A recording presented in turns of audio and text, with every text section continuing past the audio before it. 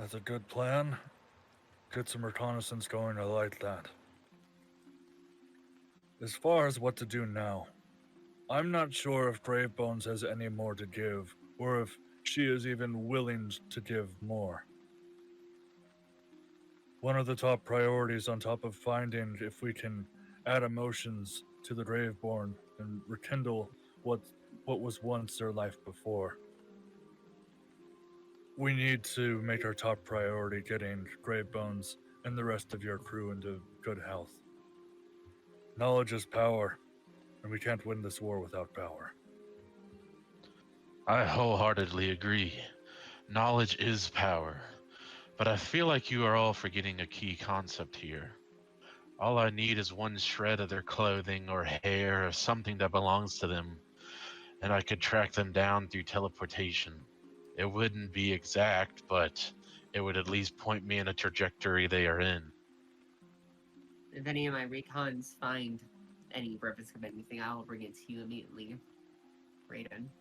Now, and Raiden stands up, on the point of the Graveborn, I will start experimentation with the current ones here to see if I can bring personalities or their souls back to their body, you could say. But do remember, as long as I'm not outright killed, I will be immortal.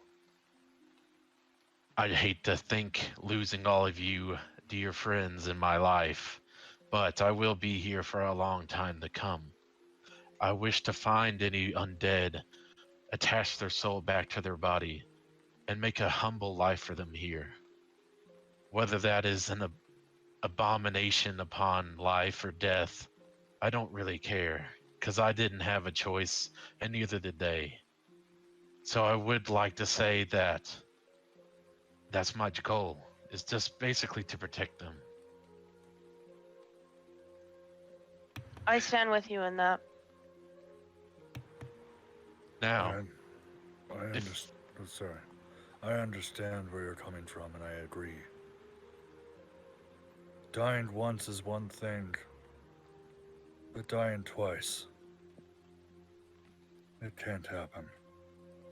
I'm not trying to put pressure on you, Raiden, but the goal that you have set, I plan on holding you to. oh, trust me, I'll hold it till the day I die. And he kind of looks at Troxy. I know that you may not agree with undead or think that they may be weird, but I also view life just as important. I honestly don't care for any more undead to be created. I think necromancers just toy with life when they shouldn't. Like I said before, and I'll restate now, I didn't ask to be like this, and I'm sure as hell nobody else did. But if they're like this now, I'd rather them have a fulfilling life as they are than just outright murder them. I do not disdain the undead, Raiden. What I do disdain is the abominations and the creations and the equipment. And when she says that, she kind of gives Zaphreal kind of a sharp look. Those I don't agree with. Death is part of nature, and so does come the undeath. My grove is here to protect Windshire and the Standing Bear, and it will stand to do so. Well, as you stand to protect life, I will stand to protect death, and I will keep necromancers from doing their vile deeds, and that you have my oath. But if you will all excuse me, I have research to do. Okay, so I didn't anticipate it going this way, but it makes sense. What we're going to do now, we're not going to commit to like a long amount of downtime. We'll give you like about a day and a half of whatever you want to do. So it's more so going to be probably smaller projects, if you want to realistically get them done. But if you want to commit to a long-term project for the length of it, we can get a good chunk out of that done. So I'm going to start at the top of the Discord thing here. So Raiden, are you going to spend the next day and a half researching and getting stuff organized so you can research? Yes, I would say he basically will set up a secure laboratory inside the inn, probably like the cellar, wherever there's like pretty good fortifications and a locked door. I would preferably like a cellar if there is one. There is a cellar, but it's maybe it's like if you took all the shelving out and all the stuff, it's like a 8 by 11-ish feet. So it's like, you know, it's definitely fortified, and you'd be able to like have it under lock and key because like the hatch is behind the bar. So like you'd have to be inside the tavern to get into the cellar. But to work out of there might be difficult. Okay. Well, as long as the tavern can be kind of locked up, that's fine. So he'll just set up, yeah, he'll basically just set up in a decent sized room where he can research both the phylactery and on the Graveborn. And he'll just kind of prepare to do both. But his objective will be more towards the Graveborn just because Fia's friends may need help eventually. Okay, so I'll have you roll. Let's see here. Either an Arcana check, a religion check. Actually, you know what? This is like one of those examples of like I wish there was a specific skill to represent this. So I'm just going to give you like just roll an intelligence check plus your proficiency, Okay. and that will represent your ability to sort of research and get stuff organized and whatnot. Okay. That's a 16. I'm gonna add +5 with Flash of Genius to that, so that's 21. Okay. After the day and a half period, based off of your own experience and like what you kind of like learned through the research, and you know, Worms is a squirrely fella, and that also translates into his work. It's actually like the proof and like the arcane sort of like equations, if you will, all are cohesive and make sense to your mind at like an elite level, but following it around the pages and books is quite the task in itself, because it kind of jumps back and forth and there's like arrows pointing to a different point on the page, and it's tough to read. But I'll say that as far as like, you know, preserving the personality, there may be some sort of like black rod, I mean, you know, whatever sort of like experimental sort of like thing that might have to take place to make you, you know, completely sound in the idea. But from what you've been able to gather from it, we'll say it's easier to preserve the personality traits the earlier on the infection that is taking place. The longer that the, you know, infection has time to sort of progress through the body, that sort of slowly deteriorates the will, if you will, of the victim. It's, you know, if they're still like with it, it's probably, you're more than likely to capture the essence of their past life into their Graveborn life. Otherwise, it might be a little bit more difficult. Okay. But this is all theoretical. Like, this is like, you know, it makes sense, and like this, like what equations you're able to sort of come up with all technically make sense by the numbers. But, you know, it's more of about like, how is this going to function in the field? Yeah. He'll definitely experiment with the black rods too, if that'll help. But as little Radagast as he can, trying to basically expel Radagast but keep their humanity is the goal. Moving on then to Fia, what would you like to be doing in this day and a half of downtime?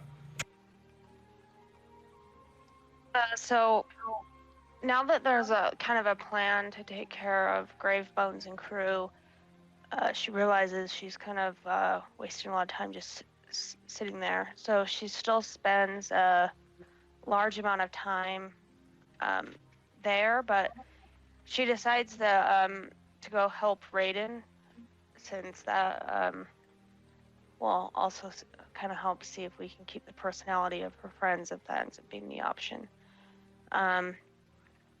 So yeah, I'm just gonna see if I can help Raiden have any insights, or maybe just overlook, but just so I'm not getting stuck in my own head by the bedside. You did. Sorry. You're muted. Colton, you're muted.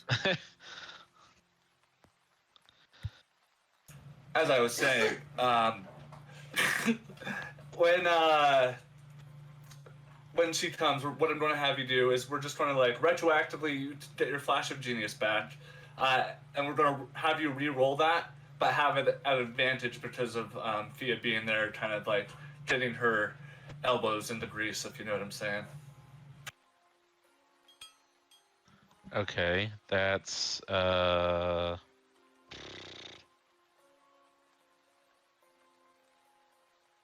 okay, never mind.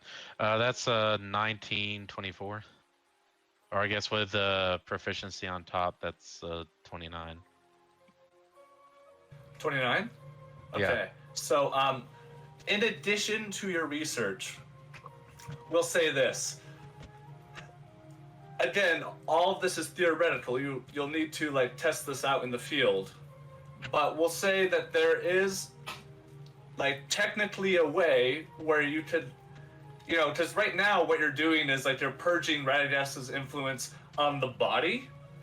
But the more strings you're able to tie in a knot, you realize that it might be possible to absorb the influence from the rod itself of Radagast.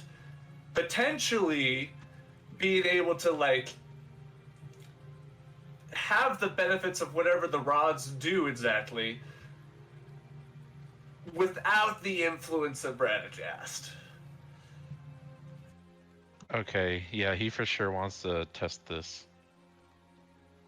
And we'll say that aha moment happens at the end of this downtime. Gotcha. I do want to have one moment with Fia though. On the second day, before you go over to Raiden to help him continue with the research. Hold on, I'm going to pull something up.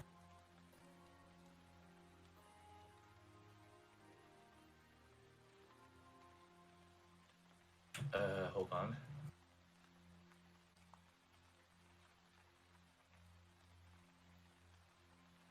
Gosh dang it, sorry. Went to the wrong campaign. Okay, there we go.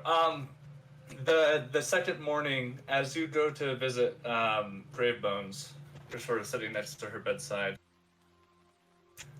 and you kind of like hold her by the hand, and there's a moment of brevity where she sort of like wakes up and looks over to you and kind of begins to sort of choke and cough, at which point a couple of the essentially nurses, people that have been trained to sort of like be the medical personnel, come in and realize that like because of your magic and the care that she's been receiving, she essentially can breathe on her own at this point.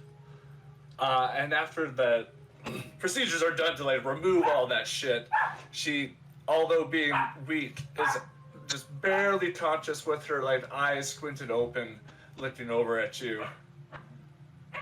And she like begins to speak, but like you can see the struggle and strain in her throat, and she kind of lets out a little cough. Okay, you don't have to try to speak yet. Your muscles might need to get used to the tube being out.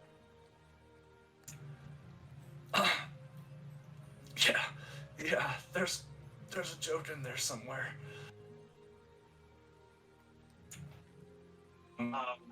You in the eyes, she's backseat ears are kind of like towards the back of her skull, kind of making her look a little bit more sad in this moment, maybe in pain. And she kind of leans her head over. My dogs, man. She leans over to you and she says, I have something I need to say. Can you come a little closer? I go closer.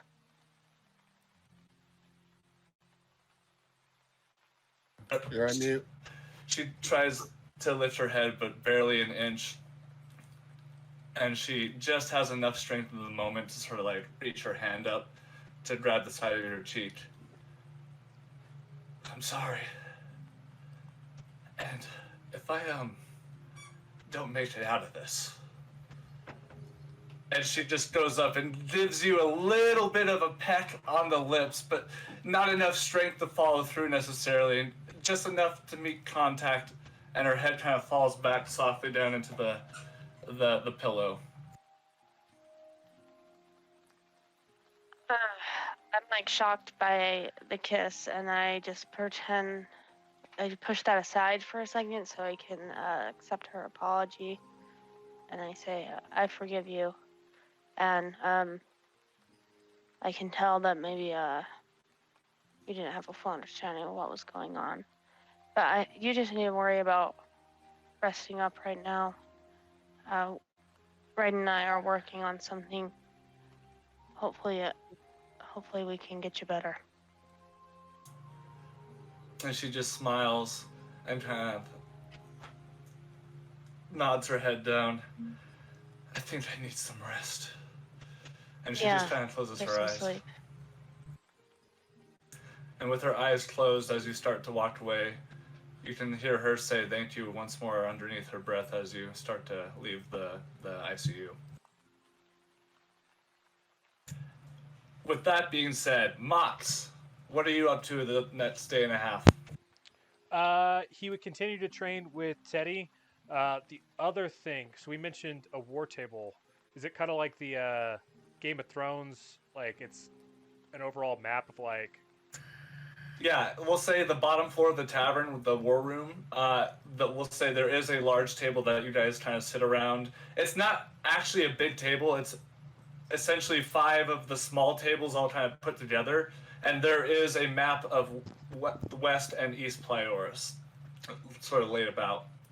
Gotcha. So what I'm envisioning is that Mhox would begin setting up, mapping out any sites that we've been to see if there's any sort of pattern with Radagast locations, and putting that all on to the table there, kind of like Game of Thrones style, where you kind of see where enemy forces and everything are, mapping it out like that. Okay. What's your intelligence score? 18. Okay. Go ahead and roll a intelligence check for me, and throw an additional +2 to it. 24. Okay, so I will say, is there anything else you want to commit to outside of this? No, that would just those 2 things. Okay. Wait, what was the other thing? The Training, mapping, training my dog, Teddy. Oh, that's right. Okay. I actually kind of forgot who Teddy was for a second. Can you remind me? That's the giant schnauzer that Fia gave. Oh, that's right! That's right, because everyone got giant schnauzers. I almost forgot. Okay, that's fine with me. Yeah, okay, so go ahead and roll that intelligence check with the +2 for the map studying, and then roll an animal handling check for me for the work with Teddy. Okay, the intelligence check was a 24. Okay.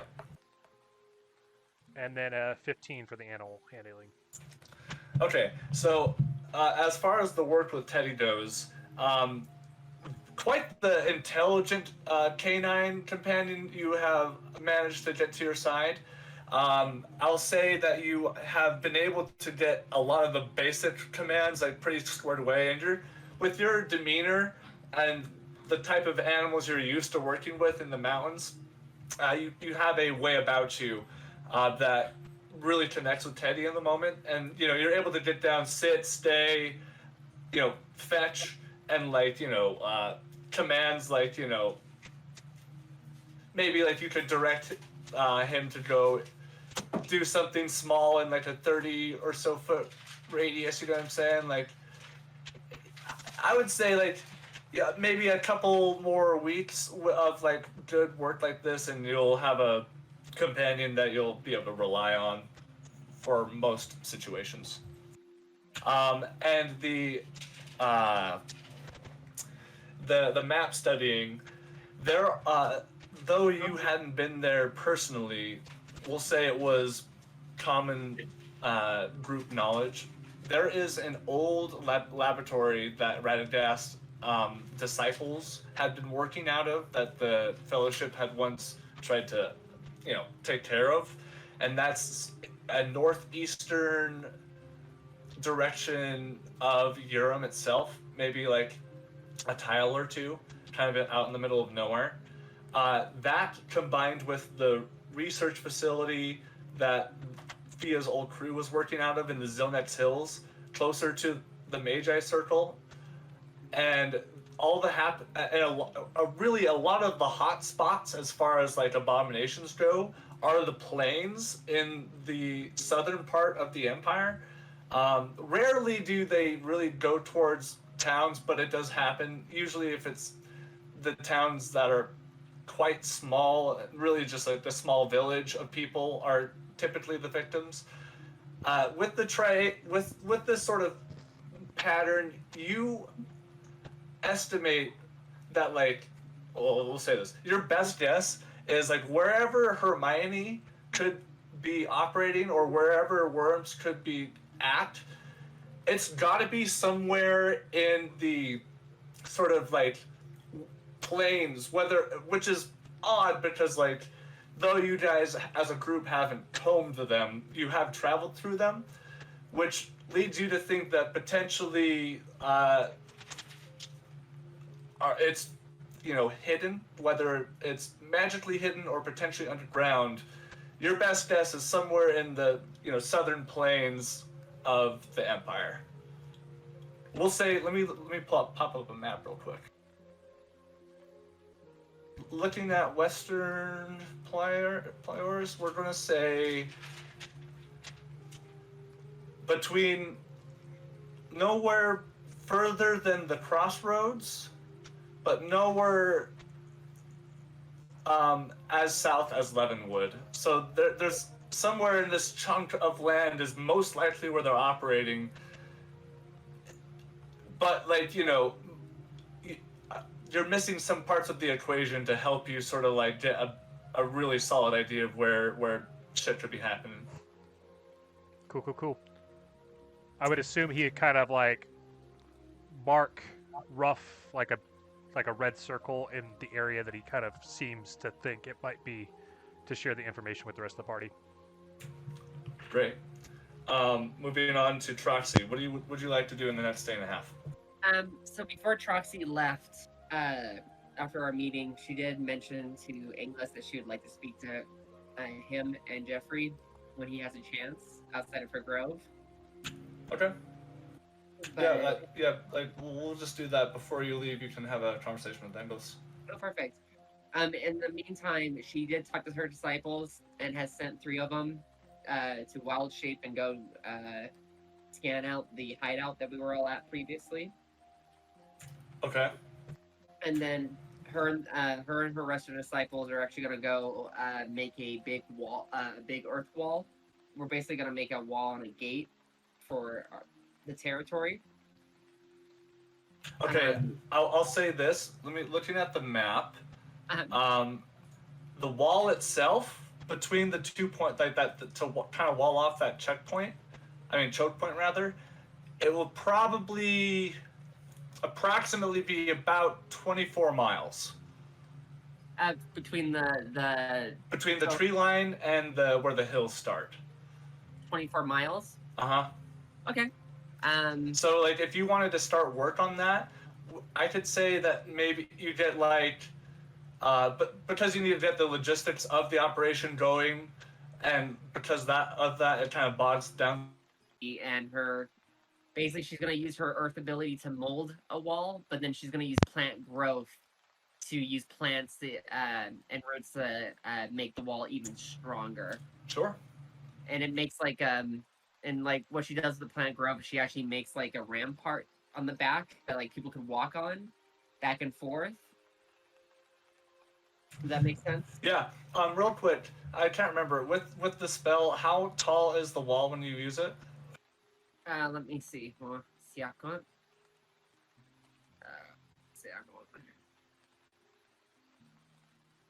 What I'm using is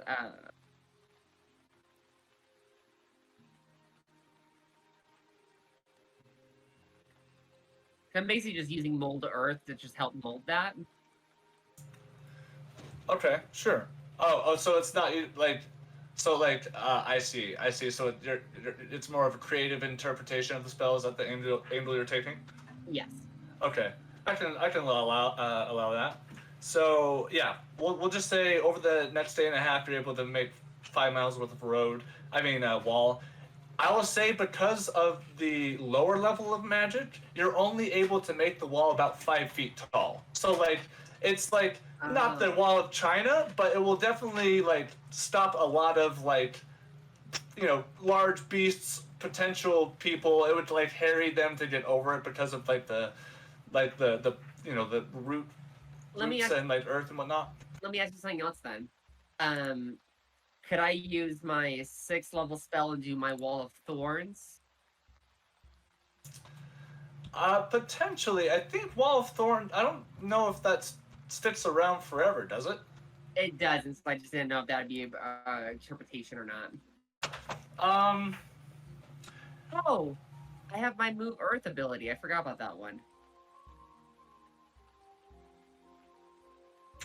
Anyways, Yes, I'll use move earth, my level 6 spell move earth to help create the walls. can you read that to me? Yeah. Choose an area of a terrain no larger than 40 feet on the side within range. You can reshape dirt, sand, or clay in the area in any manner you choose for the duration. Oh, that's for 2 hours. Mhm. Oh no. Yeah. Love you. I can pause the. Well, I mean, finish your turn. Yeah. And tell him pause. I'm sorry. Okay. Again, 5 minutes. Sorry guys. I'm just trying to figure out how I can do this to help. I mean, if for now we could keep the wall as it is, and if you want to like make improvements to it, that's fine. It's not necessarily a total loss. It's definitely like, if someone tried to climb over it, it would be possible, but they're not just gonna like hop over it, like some sort of fence at a park. You know what I'm saying? Okay, yeah, I'll make that 5-foot wall, and then what I'll do is I'll use plant growth to help make to kind of help make it a little bit taller, and add like thorns and stuff, kind of like with prisons. What's that stuff called? Barbed wire. Yeah, so kind of like a barbed wire Sure. with thorns and stuff like that. Okay. Did you guys want to take a quick break, real quick? Yeah, would that be okay? Yeah. Sorry. Let's take 10 real quick. I'm gonna go take another shot anyways. Taking a break time, is that what we're doing? Yeah, 10-minute break. Hey, brother. Yes. I have kind of shown a bit of wisdom over to Dre, because she didn't know as a druid you can pick between the whole spell list the day before. I mean, when you're preparing. Oh. So she actually has access to Wall of Stone. That's why. I was gonna bring that up, but I don't know. Yeah. That's okay. I just figured. I just assumed. Sorry. No, you're No, good. I that's had no okay. I idea. played a lot of druids in the past, so But yeah, I want to use wall of stone to make the 5 miles, and then I just want to reinforce that with plant growth. What is the height of wall of stone? 10 foot, 6 inches thick. Okay, yeah. Yeah. So we'll take that into consideration, and we'll say that the wall is 10 feet tall and approximately 4 feet wide, enough for 2 people to walk next to each other, but comfortably single file. Yeah, The perfect. spell specifically says you can create a 10 foot by 10 foot panel that is 6 inches thick, or a 10 foot by 20 foot panel that is 3 inches thick. Just for the sake of brevity, we'll just have it how wide can it be if it's 10 feet tall? It can be 6 inches wide if it's 10 by 10, and 3 inches if it's 10 by 20. Fuck it. The wall itself, from side to side, we're gonna say is approximately 8 feet. It's almost 10 feet, but Okay. only 4 feet of it is traversable because of the walls. So we'll just say that. So it's a 10-foot wall, and it's about 8 feet wide, and it's about approximately 5 miles. Yeah, that's fine. And then, like I said, I have basically behind it is nothing but big roots and vines that make the ramparts behind it walkable. Yeah, okay, cool. Yeah. So yeah, and she'll be working on that and waiting for English to show up. Oh, did you plan on? I thought you were going to have that conversation before you left to do all this. Oh no, that works too. I didn't know when you want to put it in. Sure, let's just do that. Okay, is English back? Oh yeah, are you back, Torsa?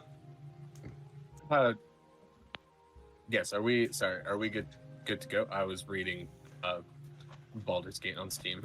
Yeah, we're jumping in to before Troxy goes to start the project of building the wall. She grabs a conversation with you before, yeah. So you have the floor. So she kind of leads you out of Goldshire, kind of towards her grove. Windshire. Goldshire is wow. World Warcraft years in me. I feel that. Right. And as she's kind of walking towards the grove, when she sees Inglis kind of coming, she tells her what do I call them? Emerald. What's a good word? Not apprentice, but disciple. Sure. Emerald disciple to go back to the grove and meet with the rest. So she's gonna kind of stand there and wait for Inglis. Yeah, and as Inglis approaches, before you head on out, what would you like to say? Hi, Inglis and Jeffrey. I appreciate you for taking the time to talk to me. Of course. Anything I can do for you? Yeah, and I've always been a fan of your antlers. Jeffrey sort of says, with his eyes blinking independently of themselves. She almost does that old-fashioned sweet Troxy smile, a little weared down. But she smiles and goes, "You're very kind, Jeffrey. I do fancy them myself, unless I hit a door frame, then quite the headache." I particularly want to actually talk to you, Jeffrey. Huh?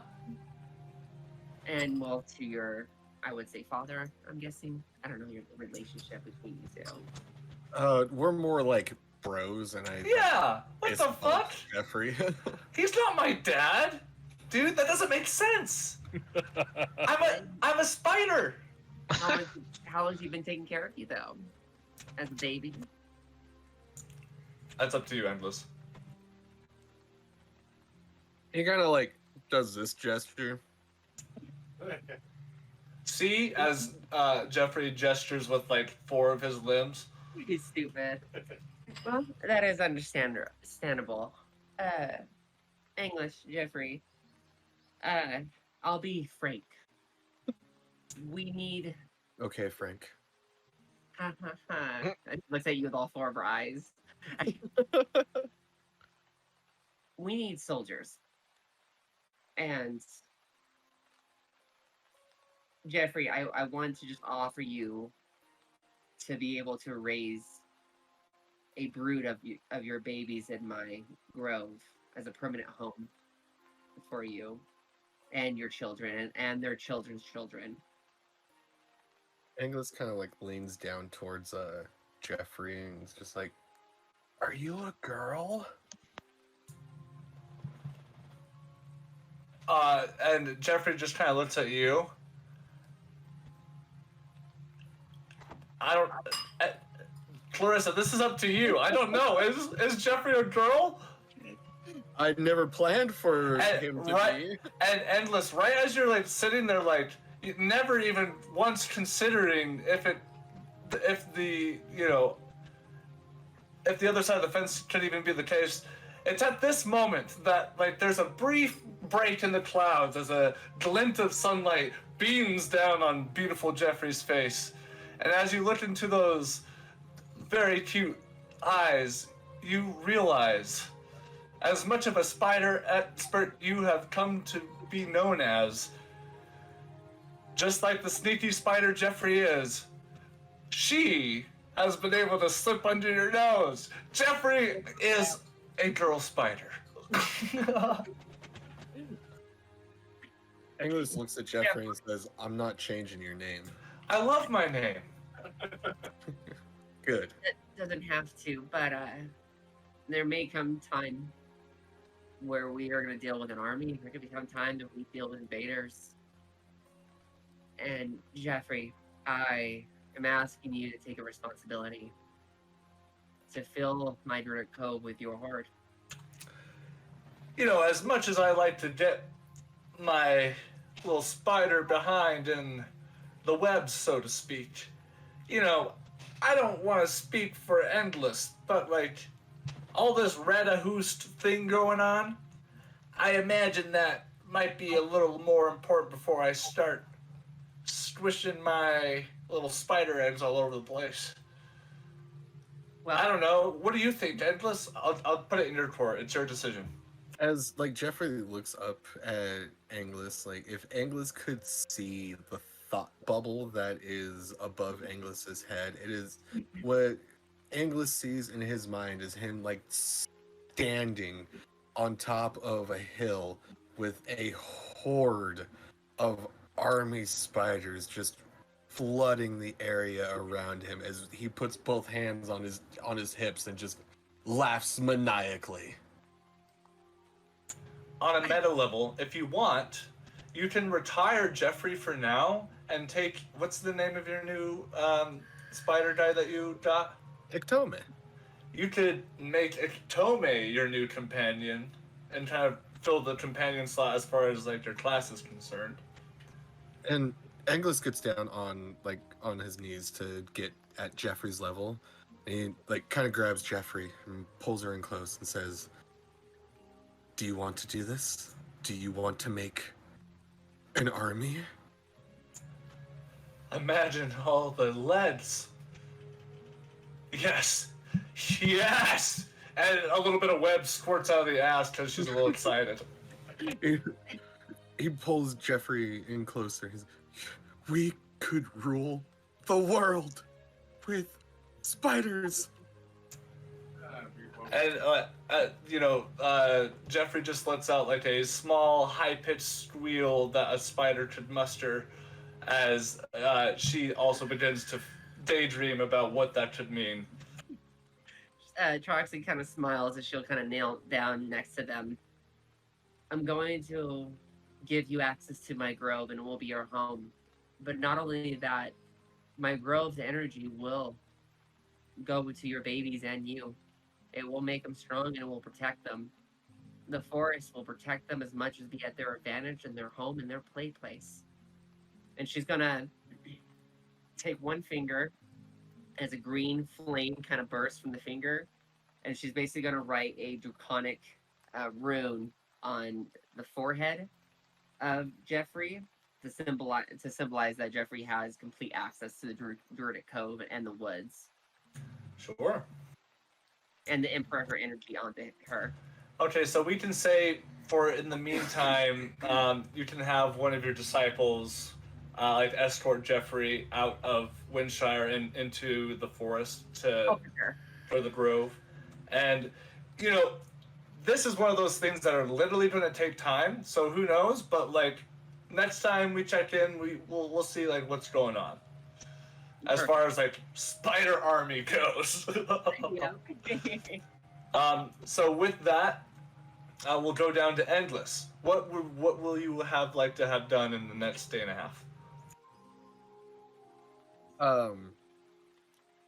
He would definitely like to be more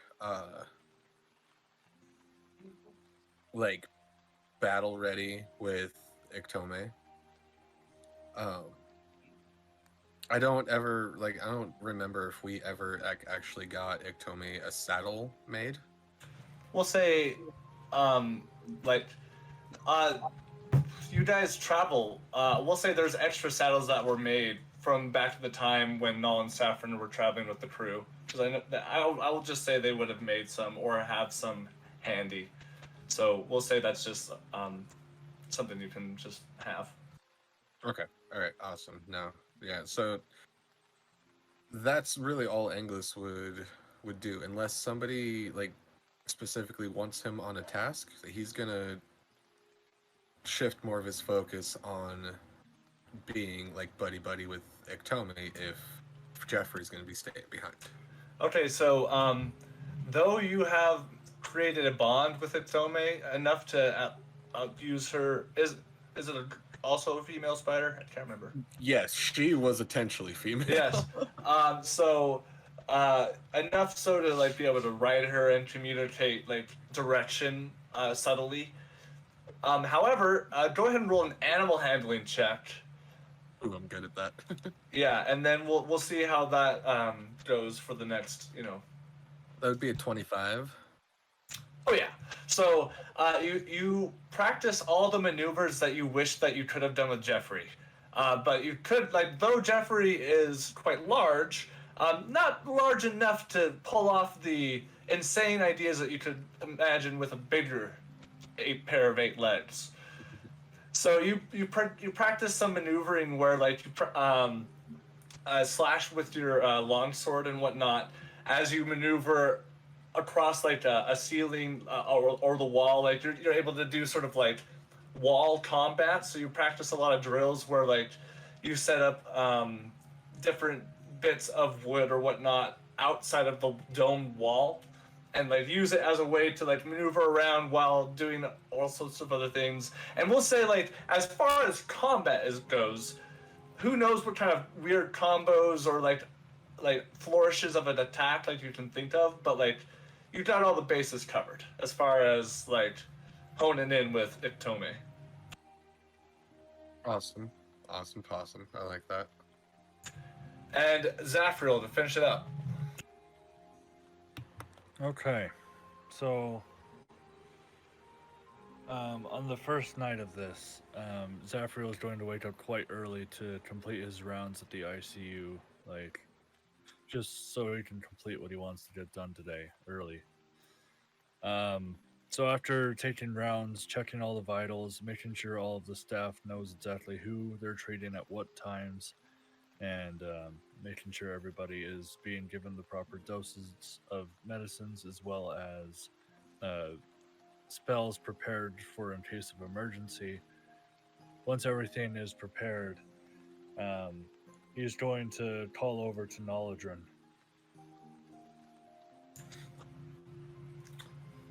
Knowledge, and that's remind me, that's your mount, right? Sure is. It's the ankle-winged lion. Right as you call out, do you whistle for it or do you just call it beckon its name? I look up to the sky and I will it in my mind. Right as you make the thought, you hear I'm not even going to attempt to sound like a lion, but you hear the classic lion roar echoing through the clouds, almost sounding like thunder itself, and you see it just dash down with a speed of divine light trailing off of it in a sort of a comet as it bursts down through the top of the dome in the opening and sort of swoops in a like very like check out the inside of the dome, makes a lap, and then comes down to where you are standing. I hop onto Knowledgeon and I'm going to fly up and wait until Hendrickson is going out, collecting all of his men for their morning routines. We'll say that's now. As they all begin to round up, and you see Hendrickson is beginning to walk up, Knowledgeon dives down. Rather than flying, he pounds on the sky like it's more running more than flying. Right. Like running in the air. Yeah. And we skyrocket down to land right next to Hendrickson as he takes position. You just hear Hendrickson yell out, "Men!" And you see them all sort of stand to attention, and they all kind of give you a polite little bow. I hop down. Hendrickson, you get the day off. What? What do you mean? Troxy is in need of some help in preparing the walls. I think it's my time, as I do a very loud crack with my knuckles. I think it's time that I take a turn. As he just goes, "Oh, right." He just like, in a sort of like shit-eating grin way, looks over his shoulder to the new recruits, if you will. Mind you, we'll say there's like 55 of them. And they all just kind of start kind of murmuring. Hendrickson says, "You guys are gonna wish I didn't get the day off. See ya." And Hendrickson kind of takes his helm off and like puts it on top of one of the practice swords that he's wielding as he stabs it into the ground and prepares to, we'll say as Troxy is leaving, Hendrickson will join you. And yeah, you have the floor. In a very loud and booming voice, as if my voice was the thunder itself, I beckon out to the group. Stand attention. They also sort of they were standing attention for just a moment, but enough for them to break to start to murmur. And as they just sort of you see some of them even like lose control of some of their gear, and it kind of rattles, and one drops a piece of armor that wasn't properly secured to his leg, and you can hear it clank on the ground. I think the best way to grow ability is to test it amongst oneself. More so against one that is stronger than yours. I'm going to teach you a way to become a warrior in the way that my late wife did to me. Everyone make a circle. Do you want, as they take formation, do you want to give a rundown of what's going to happen? And then I'll tell you what check to make. Basically, I'm going to beat each and every one of them into submission. We're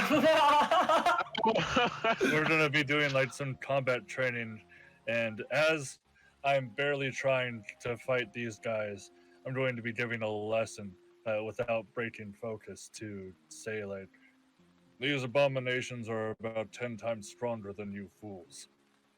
If you even dare to stand a chance against the forces of Radagast, you need to at least put a scratch within my hair. You see some of them look confident while others look scared, and others are just confused because they did not see this coming. First of all, I'll have you make an athletics check, but first, I want you to either go with persuasion or intimidation to start this whole thing off, like to set the tone. Because it could go either way from how you're talking. I'm going to go with more of persuasion.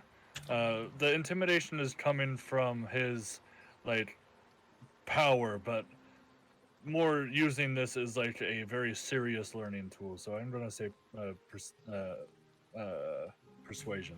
Okay, go ahead and roll persuasion and then roll an athletics check to just determine, like, your... I don't really see you failing, but we'll say if you roll, like, lower than a 6... by the last guy, you're like, you probably take a short rest. So, the persuasion roll is 7, but because the roll is so low, I almost think it's because the guys are like, who the fuck is this guy? Like, Sure. Of course, he's one of the leaders here, but now he just shows up and wants to fight us. Like, what the fuck, you know? Sure, sure, yeah. And one by one, you literally kick their ass. Go ahead and roll an athletics check. Okay. If you want to rage, you can get it at advantage. As soon as the first fight starts, and as soon as the first combatant moves, the earth starts to crack beneath my feet as I go into a rage. And the first person who didn't necessarily want to be the first person, he just kind of got pushed forward by the people behind him. And as he storms forward, he kind of looks over and he's like, guys, no. And as he looks back over, you're like fucking going Super Saiyan 1 over there as the earth kind of crackles beneath you. Intentionally not harming them, but like, sure. blocking each blow, putting in holds, and like tossing to the side.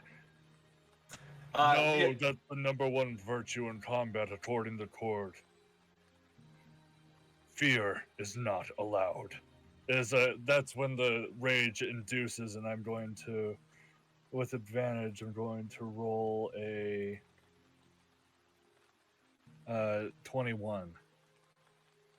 Nice. Okay, so we'll say for the whole day, if that's what you're willing to commit, you, by the end of it, have everyone, like, at least 25% of them have thrown up, and, like, others are, like, sweating profusely.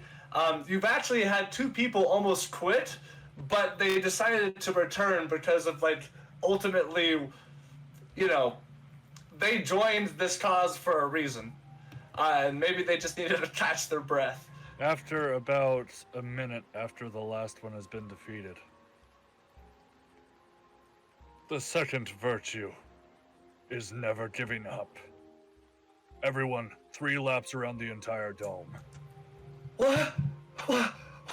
And you see some people like literally collapse, and like other people look at you in disbelief, and 2 people start to jog, and like they're hoping like maybe like the group mentality of not wanting to do it will be enough to like make it so they don't have to.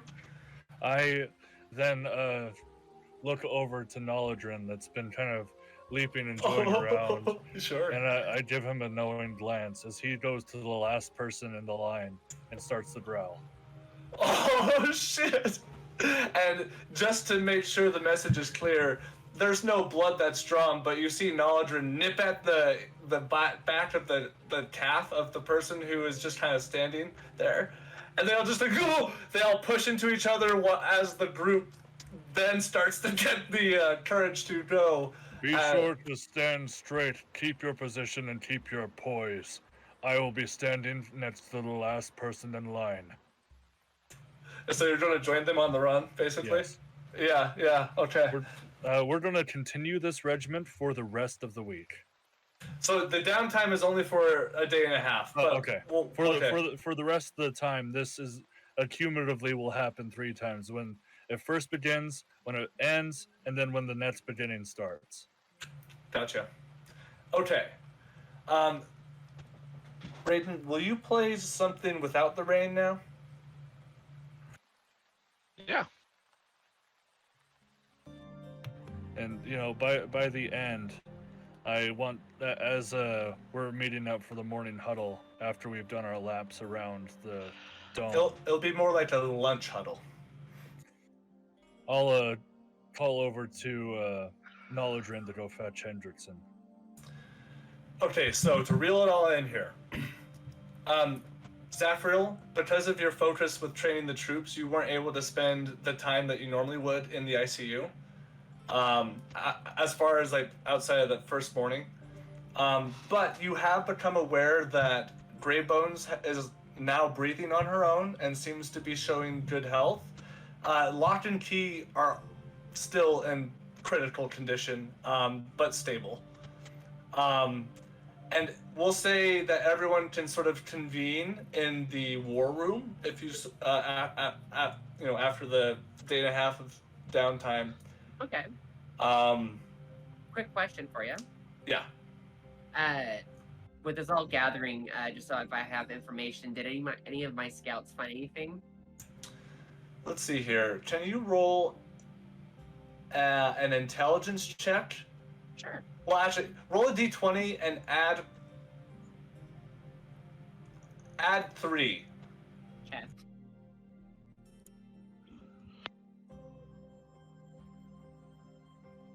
Yes. So that's 22.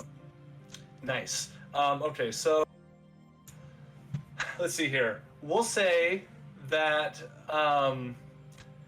your disciples don't find anything concrete. However, there seems to be a larger amount of abominations as far as like the whole sort of like surveying or what's the recon trip goes. Let me pull up the map. Cool. Yeah, because they went back to that spot we left.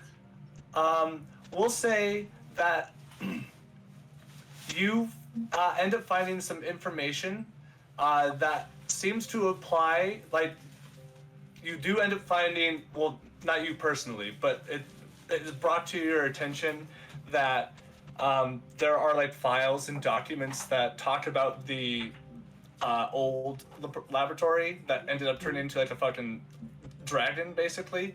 Yeah. It mentions that. It also does mention a third facility, which is seems to be not in Nim's forest, but in like, we'll say, let's see here. There, if you do you have the map pulled up by chance? Yeah, actually. All right, so if you look at the crossroads and look at and go in a diagonal line in a southeastern direction, somewhere in this ridge line between the Meadoff Peaks and the forest implies some sort. It's not it doesn't specifically say like, hey, this is a laboratory, but there seems to be like, there's a paper trail of scientific tools and supplies that have been filtered through there. Okay. So if there's any place you could try to start looking, it could be potentially right there in that sort of like 40 to 60 mile sort of bit of land. It's still a big prospect, but like it's something. Okay. Troxy will show up with her right-hand disciple, who's carrying all of that files and paperwork as she approaches. Oh. Okay, yeah. Okay, so who wants the floor? I'm gonna have Zaphreal walk in last, with a bit of sweat upon his brow, with Hendrickson in tow. Okay, so because you came in last, we're gonna give the floor to. Let's give the floor to Mhox. I mean, really, Mhox would probably be waiting for direction from Zaphreal, but basically, he would be kind of like on wherever he's set up on the table, kind of like scanning it again, trying to make sure everything that he's put together on the table is accurate, in preparation for Zaphreal coming in. Unless we'll say that you even had an underling carve out small little miniatures like you would see on like a little map, and you have things representing specific structures like HQ back in Urim, the old laboratory you just came from, all that shit. But yeah, you can like start off. I don't know. You have the floor. Basically, look at the rest of the group. So this, between your guys' previous exploits that I was able to ascertain throughout the last couple days, and my own knowledge, this is what I've been able to produce based off of Radagast's his interactions, sightings of the abominations. It seems like, and he points to the red circle that he's got over in the plains, it seems like there's a heavy concentration here. Is there any additional data that we may be missing? Raiden would take a look at the map. Is his, I guess, birthplace on the map? Like, did he mark it already or not? I don't know if you're 100. I don't know if you're 100% where your birth. Like, actually, you know what?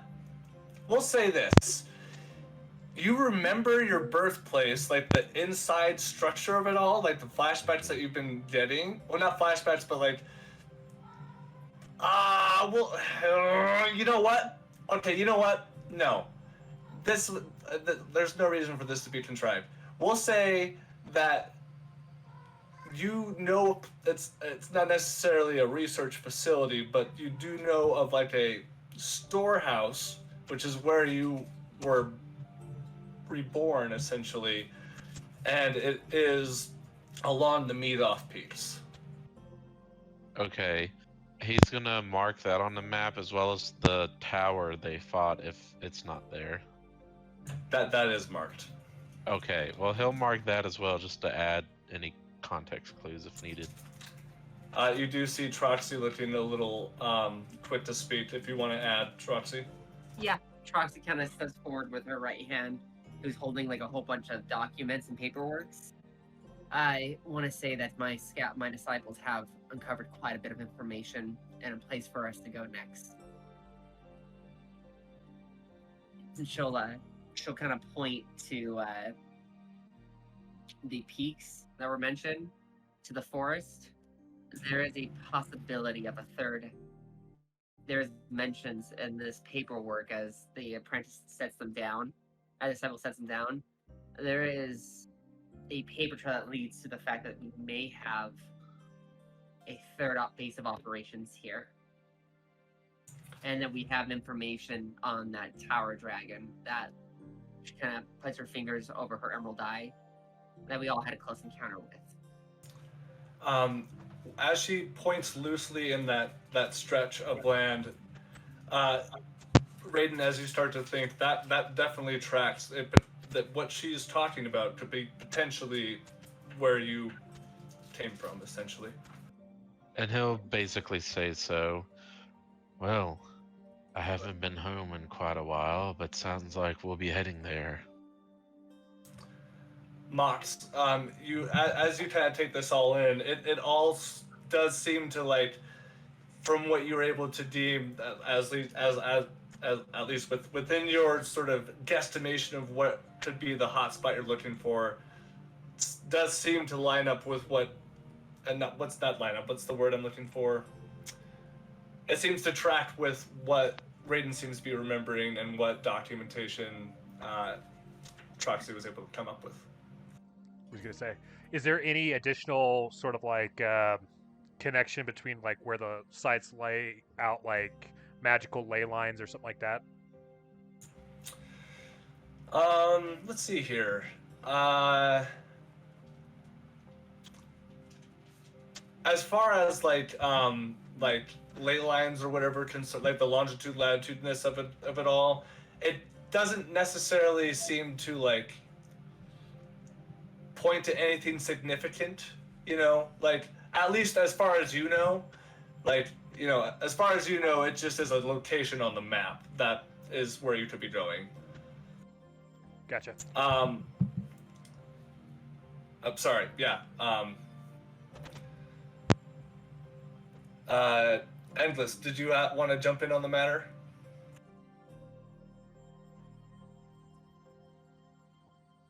Sorry, one of my kids had me distracted. What matter? They're just talking about the possible location of where Hermione could be operating out of, or potentially using as a way to further her scheme. But yeah.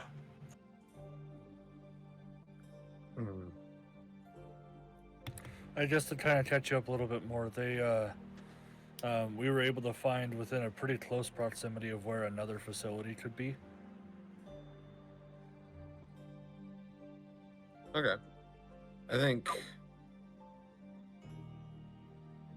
that next facility could be a good place to go.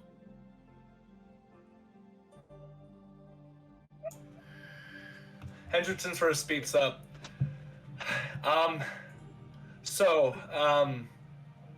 As far as Fia's old crew goes, do we still want to make sure they come to better health before we pursue this, like we were talking a couple days ago? Or does things are things changed now that we know of a potential location? We have- After we're done with this meeting, I'm going to check on the ones that are still in critical condition, but Gravebone seems to be in better health, at least not to be so closely monitored. But, Sorry. Yep. Go ahead, Me? Troxy. Yeah, you were Oh, going to sorry. say something. Troxy was just going to acknowledge to Hendrickson about the location. That was it. Oh, okay. Sorry, my bad. I misread that. Oh, it's alright. but we have some newfound information that could give us another lead. I think it's something that we should pursue. If we don't, there could be consequences for not. I agree, Commander. I don't think it needs to be an entire journey that takes months, as my help is still needed here. But I think it's worth checking out. At which I point... agree. Oh, sorry. Go ahead, Pia. I just was saying I agree. Okay. Yeah, at which point you, Raiden, give me the name of someone who isn't necessarily acting like your right-hand man, but is someone who seems to be popular within the community of Graveborn that you're working closely with as far as logistical stuff within the city. Give me a name and a brief of like what their abomination appearance is, because they're about to pop up.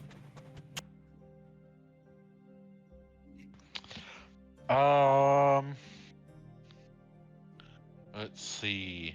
I'm gonna say their name is VMAC. Okay. They're like a half orc.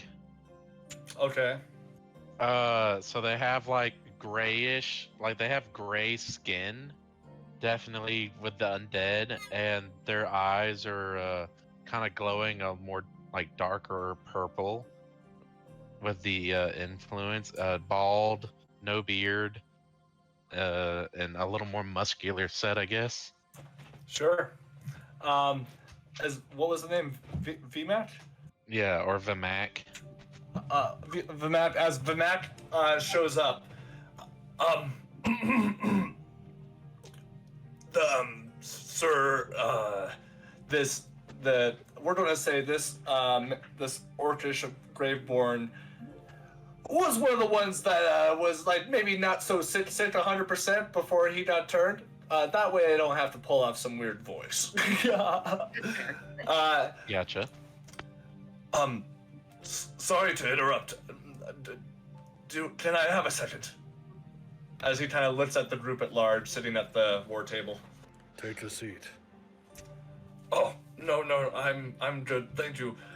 He looks over at Raiden. Sir, there seems to be a problem. Our farms on the outside of the dome are being compromised. Though our crop is bountiful, it seems to be getting purged from, and we can't find a lot of evidence, but things are starting to go missing, and I think maybe it might be good for the new leaders here to sort of like show face and do something about it. Well, Hold on, Troxy. well, that is very troubling matters indeed. Me and my advisors here, my royal council, I will now dub these people my best of friends. Lead us to this problem. I want to take a look at it with my own eyes. Troxy? As we're kind of start walking, Troxy kind of walks up to Raiden and his right-hand man and goes, "Is my plant growth not replenishing every day?" That's what I'm saying. It's bountiful, but it seems like every night it's being raided right under our noses. I don't understand. And the orc just kind of like looks a little. He like scratches his cheek, but his skin is a little bit looser on his cheekbone than maybe it should be, which kind of throws you off for just a second. Raiden. Oh, Okay. you go for Trox- it. Troxy will call her right-hand man, Vinland, and goes, reach out to the other disciples. I want an investigation of our Emerald Grove and in the woods entirely. Right away. Raiden will just kind of grab his staff and stand up. Well, sounds like kingly duty's call. Lead the way. Do you guys wish to pursue your first work order from the city? Please? Before we all walk out, I'm gonna hold my hand on Troxy's shoulder to wait as everyone leaves. Yes, And ma'am. one by one, as they leave, you are left to the war room by yourselves. You're doing quite well in your newfound leadership role. That's high praise coming for you, Commander. I appreciate it. Thank you.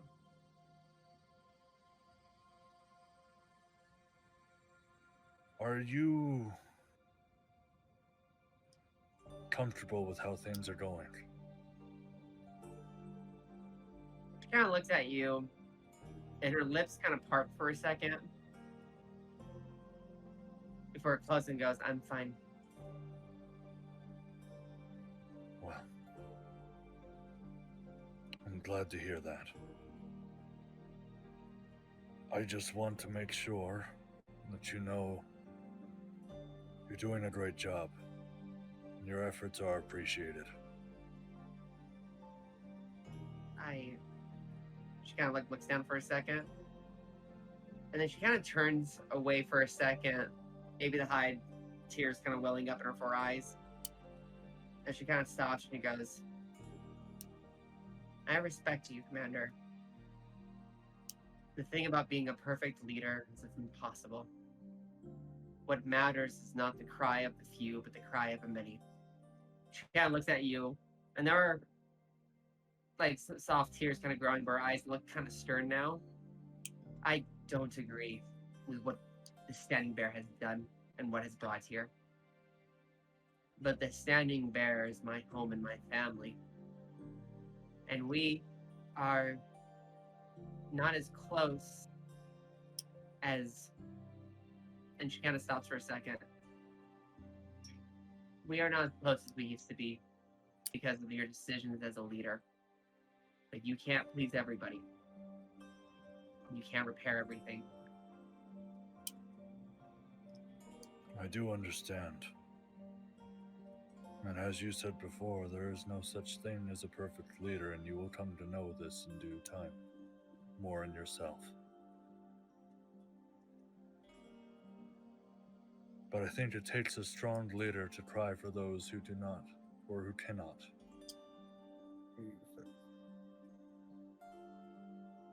Just know, no matter what decision that you make, whether for good, whether for evil, whether for justice, or whether for nature,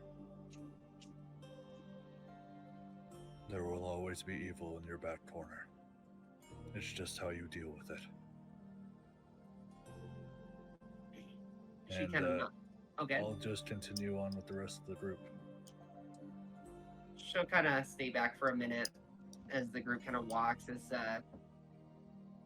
I'd say, like as the sunlight kind of hits her face, you know, like in like that perfect anime scene where like tears kind of start flowing. Sure. As she watches Zaphreal walking away, what she sees was her father figure, but that she also sees now the distance that has been created because of the choices that's been made. And hearing him say that she's proud of her is something she's always wanted, but the things that have been done now and where it puts her in a difficult place. She wipes her tears off as she looks at her hand as that green, purplish energy that new green, purplish energy that starts to kind of wrap around her hand. I'll do what I have to protect this realm. And then she follows quietly behind. So, as y'all make your rounds, can we make a group investigation check real quick, and we'll streamline this, like who said what happened to who, all that crap. 23. I want to say, for brevity's sake, I keep the phylactery with me at all times if I'm not using it in the laboratory. 18 Okay. for Mhox. 18. Okay.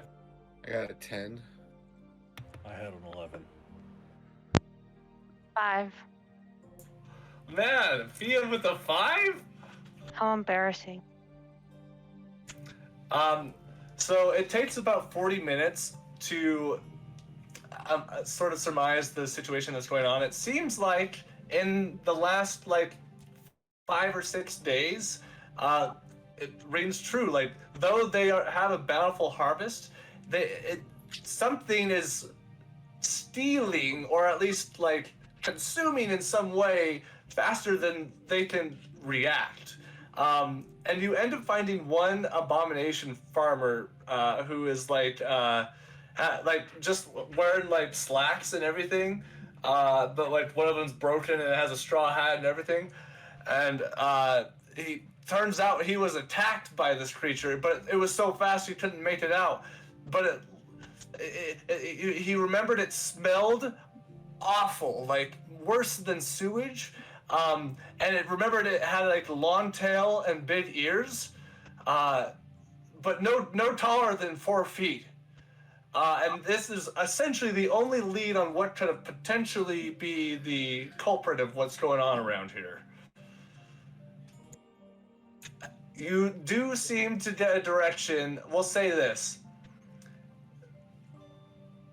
Because of the amount of crops and food that this thing is stealing, it must not be too far because it has this big load to carry.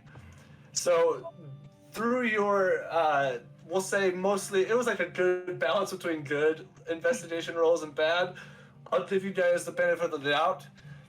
And somewhere to that's the southeastern direction from the dome, there seems to be a possible location of where what's going on here, because the farmer who was attacked saw it scurry off it that way. But because of the pain he was in, couldn't see exactly where it went. Could I say that I've been on knowledge run at this time? Sure. Hold on, before we get to that, we're still in streamline mode. Now we need to get over to roll 20, everybody. Ooh. Ooh? Yes. Are you gonna drop a link, or is there something that?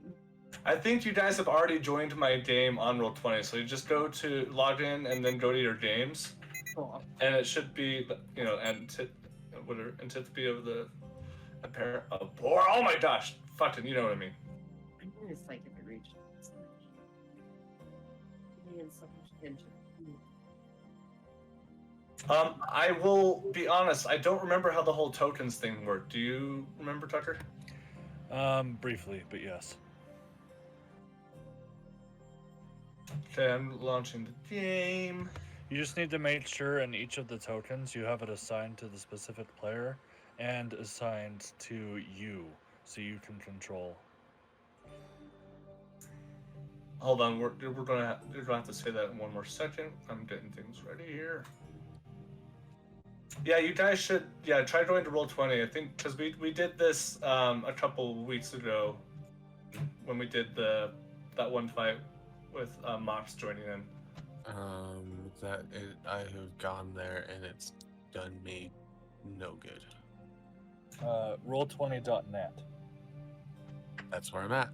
Okay. And you weren't able to sign in? I don't ever. You have to go to Antipathy of the Abhorrent and then scroll down to launch game. Hold on, I'll try and send a link. I'm confused. Okay, so are you on roll 20? Go to games, Yes. and then go to my games. And then, do you see Antipathy of the Abhorrent?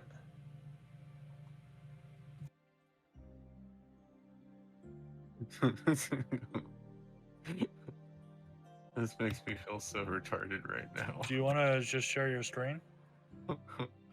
Hold on, I'll try and see if this link will work for you guys. I don't know if it will. But we have used this before as a table, so I know.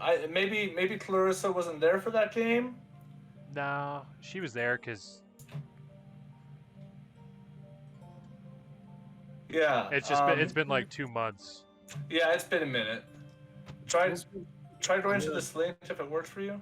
Yeah, it's asking me to log in. I'm gonna try. Oh, okay. Apparently, I like that email. Okay. We're getting someplace. Maybe.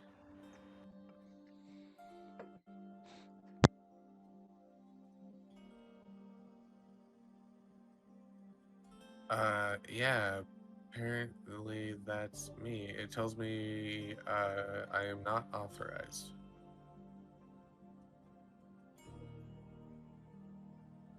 Okay. Huh. Is anyone else in there? I think everybody else is. Yeah, Oh, everybody wait, but wait, Wait, Lewis. I I'm found right it. now. I found it. I found it. I found it. I don't think I'm here. I think. Oh my God, there's so much. I don't. I see you. know, I'm not in. I don't see you guys. That's what's weird. Yeah, we're all in here except for you. New I think we're campaign, on the maybe? other map. Is there another map? Oh. Okay. Yeah. Hold on. We're still on the That's map of the Abomination Giant. Oh, okay. Hold on. full screen.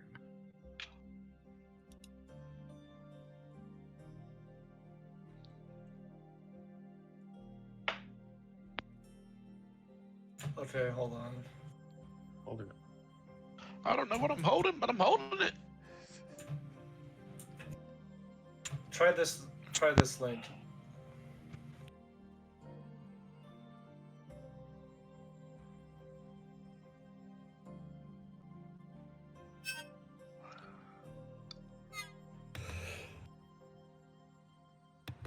Yeah, that worked. Okay. There you go. There we go. There we go. There we go. Oh. I don't like that. All I see is super white. Yeah, you have Really? to zoom out, and then you have to zoom back in. You'll see what he's drawn. What? Looks like a crazy duck to me. That's what I was looking at. Looks like a duck Wait, on what? some crack.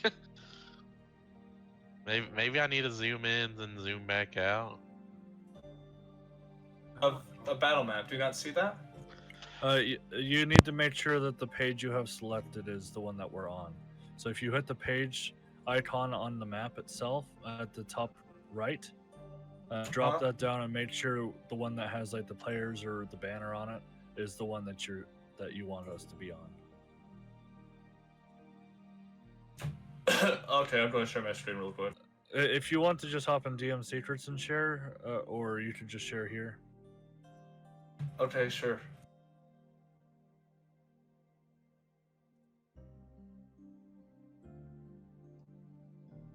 Well, Wow. yeah, all I saw was a duck. Y'all want to see what I've been working on? Sure. Can you see in my map? Is this for next week? Nope. I present to you Raiden's castle. Oh. Been working on it the whole session. I Got see the our entrance. I see our old map where we fought that big creature. Did you try the new link?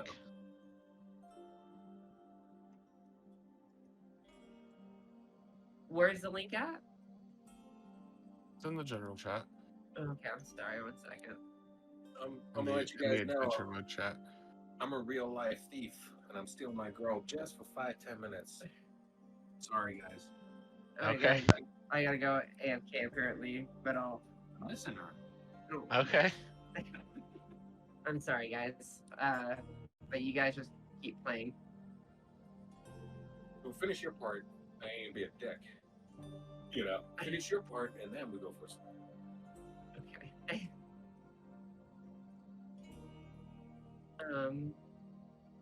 Okay, I'm trying to join.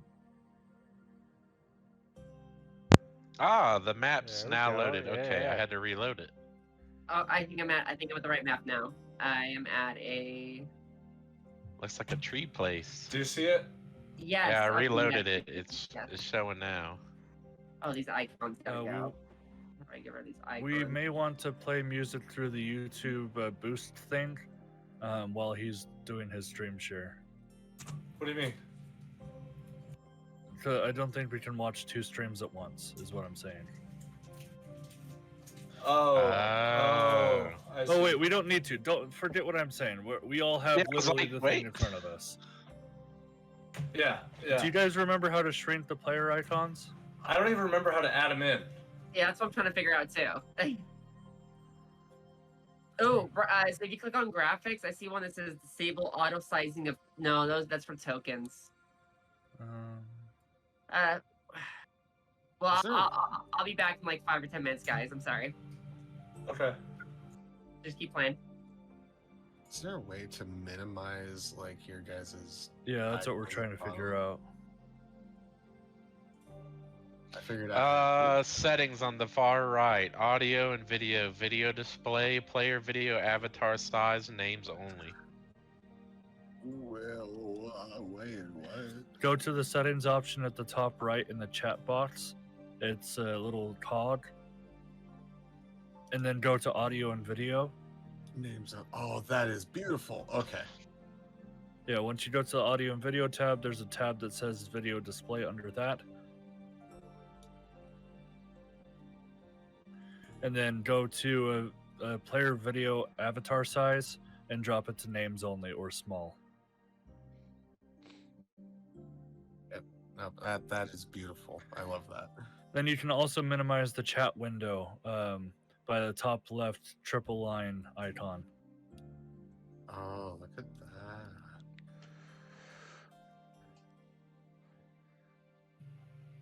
And then to center the map, just zoom all the way out and zoom back in. It should do it for you.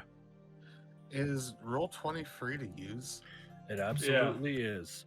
You get some Yep. more assets if you pay for the subscription, but it's such a great tool. Yeah, I'm gonna have to start utilizing this for the game I'm doing on Thursdays because this would help out so much. How do I add you guys in here though? So if you go to your page options, just make sure that your map is on the map layer. And when you add tokens, it's above that layer. But I don't even know how to get the tokens in there. Is what I'm saying. You have to go into the chat. The second option to the right on the top toolbar of the chat, it's Art library. art library. And then you can go between the assets to pick a token to just drag and drop onto the map. It doesn't. It only shows me premium assets or my library.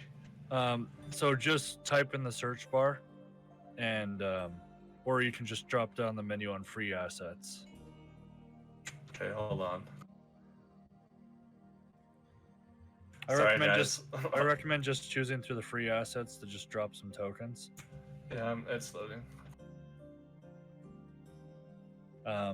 But once you've picked some tokens, there's one more step that you need to do to help us move around our stuff.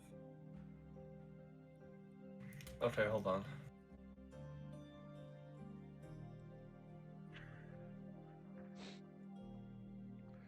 Is that a bed just in the middle of the forest?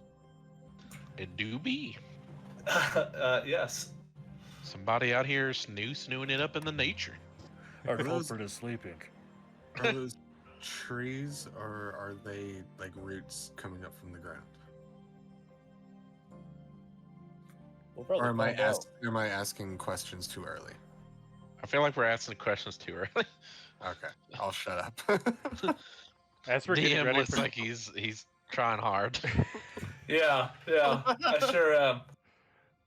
as we're getting prepped for combat, you know, I've realized, what is this, like Mox's like 5th or 6th section, that I've had this trident of warning this entire time, which gives me advantage on initiative, and I've yet to use fucking Oh. advantage on initiative. Great. I have a ton of like features and little things that I forget sometimes. Yeah. Like I can add, like I can sacrifice some of my life to you, like do extra damage, that kind of stuff, like all the time. High level characters, everybody. Welcome to Yeah. D&D. Well, the There's only a reason why I I'm cut, like, you know what? I like the barbarian fighter dude. Not many things to keep track of. How many dice do I need? You need 6, and then whatever you have for the boss guy. Okay. the only reason why I caught it is because D&D Beyond has like the little green A next to it. I was like, and I'm sitting here like cycling through all the shit trying to figure out where it's coming from. Okay, now I gotta think. Hard part is like when you're like enchanting homebrewing a lot of things into your character sheet. It like doesn't show up. Like it doesn't like automatically put an A next to things. So it's a lot to keep track of. Yeah. Every turn I'm just cycling through it. Okay, so there's a way to make your guys' tokens look a little bit bigger. Okay, but I have all the guys in there now. Okay, so now what you need to do, you need to click on each token, Mhm. and I believe it's in the settings menu, on the token itself. You need to assign those to the player and to Gotcha. yourself. Gotcha. And then to everybody else who's using Roll20, if you zoom in onto where the icons are at, hover over to the top left toolbar on the map. It'll say select and move, and then pan view. If you select the pan view, you can move your map to somewhere where it's a little easier to see. Additionally, if you're trying to calculate how far you can move a token, there's a little ruler option that will tell you how far away you are from that creature.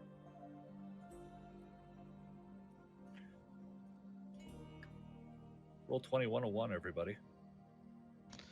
Yes. Love it. Love battle maps. I love it. Thank you, DM. This is amazing. You're welcome. Thank you. Also, so if your pointer is on select move instead of pan view, if you hold right click, you can drag the map around still. Oh, okay. That's good to know. I also think if you are on the select and move, if you just hold still in a particular area, you can kind of point to where you're trying to talk about. It puts like a little circle on the map. Yeah. How are you pinging the map? You have to have your pointer icon on select and move, and then just hold down mouse click. Yeah, Left hold down your mouse left click. click. Okay, so starting from the top, we have Tucker, and then Clarissa, and then I can't remember. You guys will be able to tell which one your character is, I think. Okay. I'm a tabaxi. I am not able to move any of the tokens. The first one at the top is yours. Yeah, I can't touch him. Hold on. Can't touch this. It says you own it. Are you on the mouse pointing tool? Yes, I am.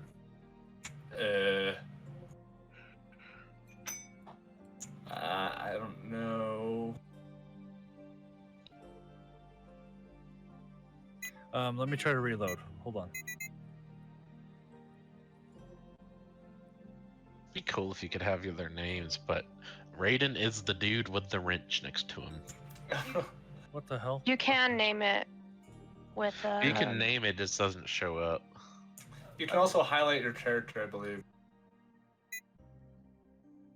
Actually, he's gonna be the guy with the lightning bolts.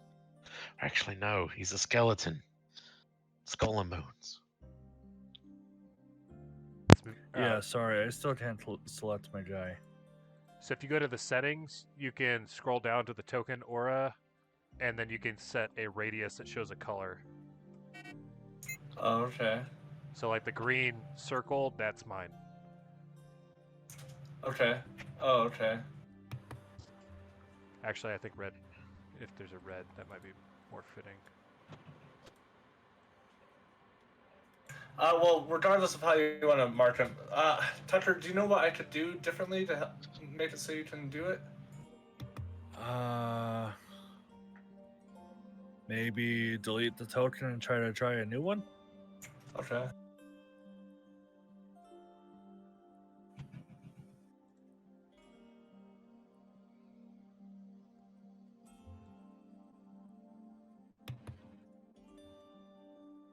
Stealing my people's crops. Fuck 'em up. You son of a bitch.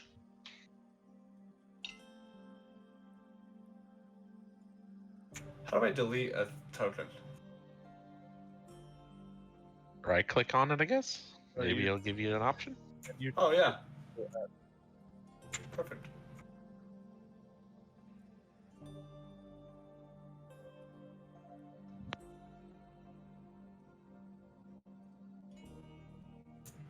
Christ. Hold on, I'm gonna put a new one up.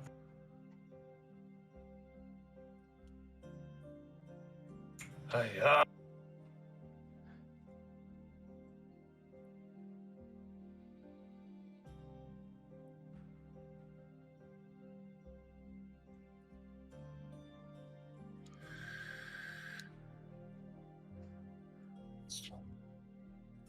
Okay, what about now, brother? all right, that works. Thank Okay. Alright, no problem. Okay. So, we need some battle music. Just peacefully beating ass, you know.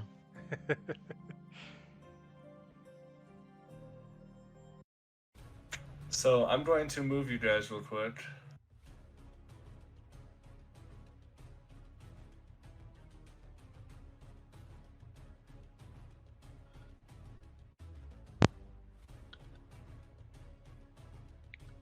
What the crap? What did I do? Oh no, I'm in the corner.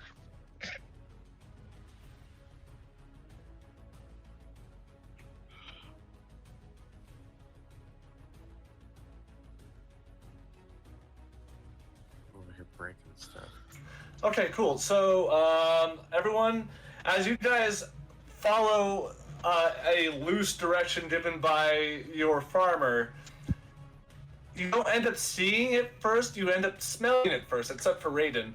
You end up smelling what seems to be, like, it literally smells like a dump. It's hard to describe the foul smells that you are smelling on the wind. But the closer and closer you guys get, it becomes very much obvious that in the distance, you see distinctly 5 large pillars of trash that are probably like 30 to 40 feet tall. And like as you get closer, the smell becomes even more intense. But you also notice, like in these piles, the one that you're closest to, these two, you see that like there's like, you know, broken chairs, there's like broken windows, like bottles, you know, you even see some gold and like bits of copper and silver thrown out in the space. Like we're talking dirty clothes, anything that you can imagine someone could have thrown out. Amongst all that, you see half-eaten fruit and what you surmise are, you know, things that are being taken from Windshire, thrown about in a very distorted way. You do smell the awful rank of feces of multiple different kinds. It's off-putting. And as you guys approach, you can see about how far away are we here? About 50 feet. You can see about 60 feet away this large, what's probably about, it probably would be taller if it stood up straight, but this large, hunched over figure that you can see large, like, ears that pop out from what appears to be like a hood that he has over its head. A large, thick ass-looking tail that has like these ringlets that, have like little tiny hairs that poke off of it, sort of like coiling back and forth. In between the two ears, you see what looks like some sort of battered version of a crown placed upon its forehead, on its head, and he just goes. I need everyone to roll initiative. Initiative, let's go. Don't forget about your advantage, Mhox. Wow.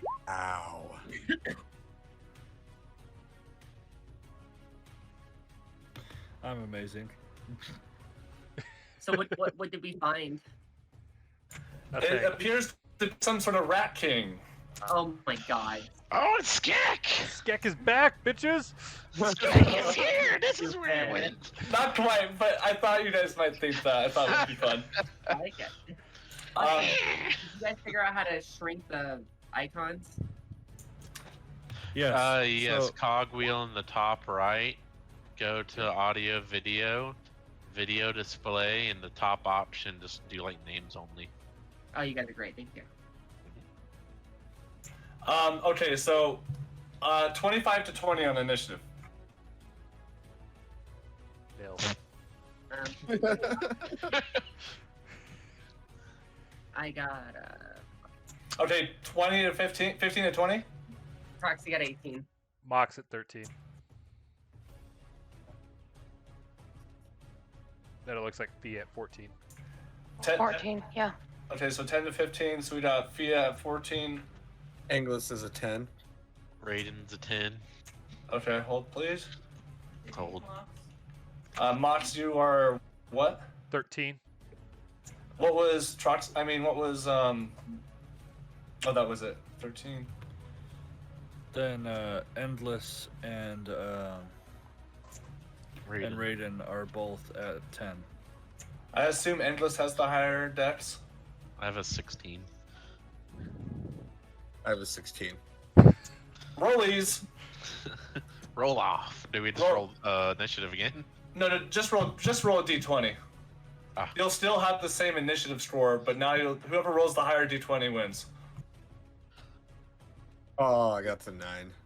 That's an 11. Okay, so we got 10 with Raiden, and then 10 with Endless, and then anyone below 10. Yeah, I got 5. Oh god.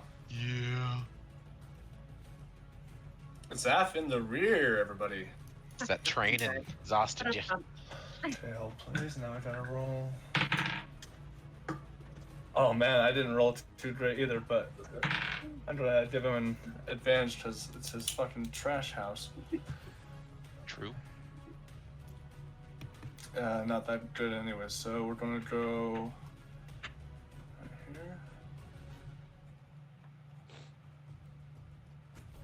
Okay, and then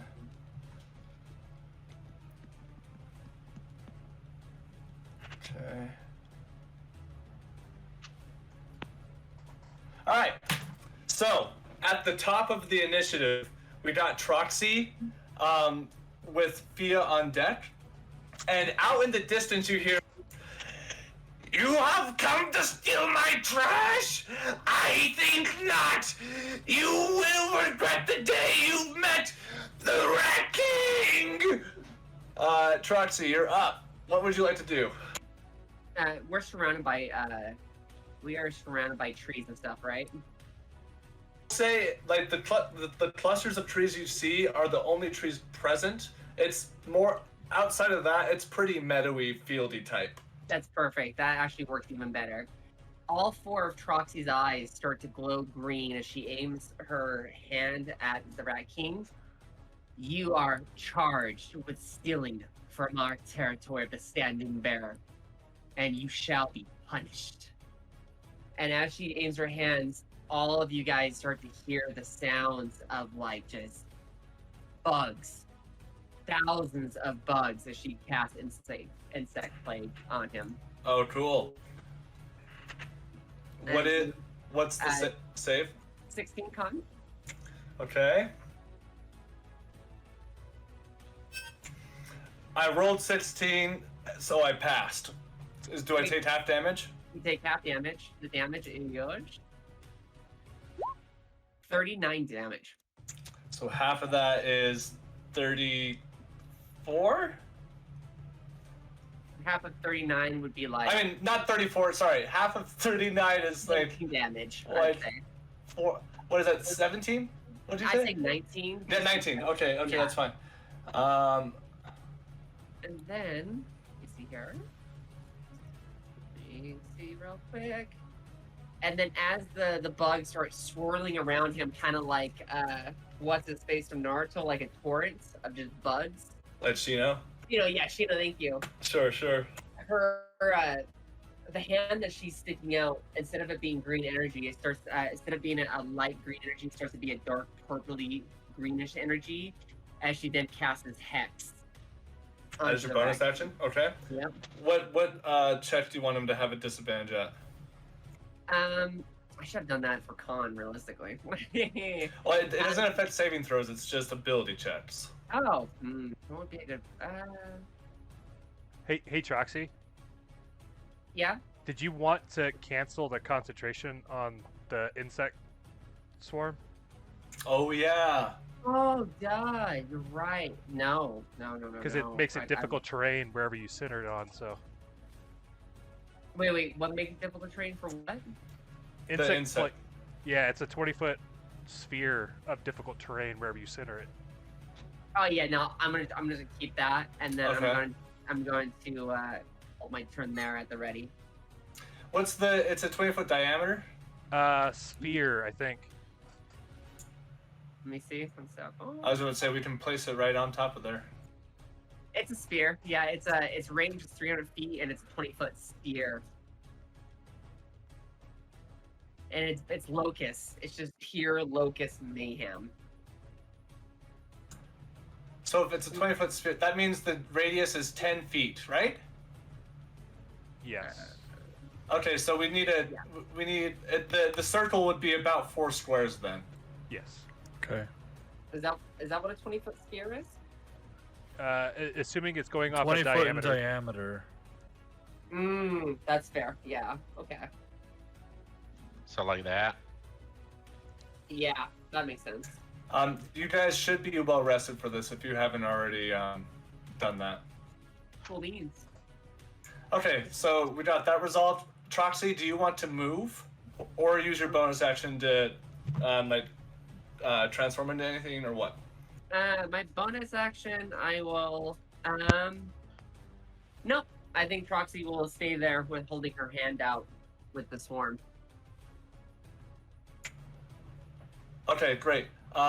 So right before Fia takes her turn, the rat king goes, "Not in my junk house!" And he raises his hand up, and the pillar of garbage that is just above you guys starts to wiggle back and forth like a tentacle, and it slams down onto. Let's see here. Who is purple? And who is the red dot there? I don't even know how Oh, to it's tell. this one. I'm purple, Okay, hold on. and then there's somebody, but right there too. Yeah, I'm the right. Circle. I have Okay, no so idea. Zaphreal and Fia need to make a dexterity saving throw. Okay. I'm not raging yet, so this is a straight roll.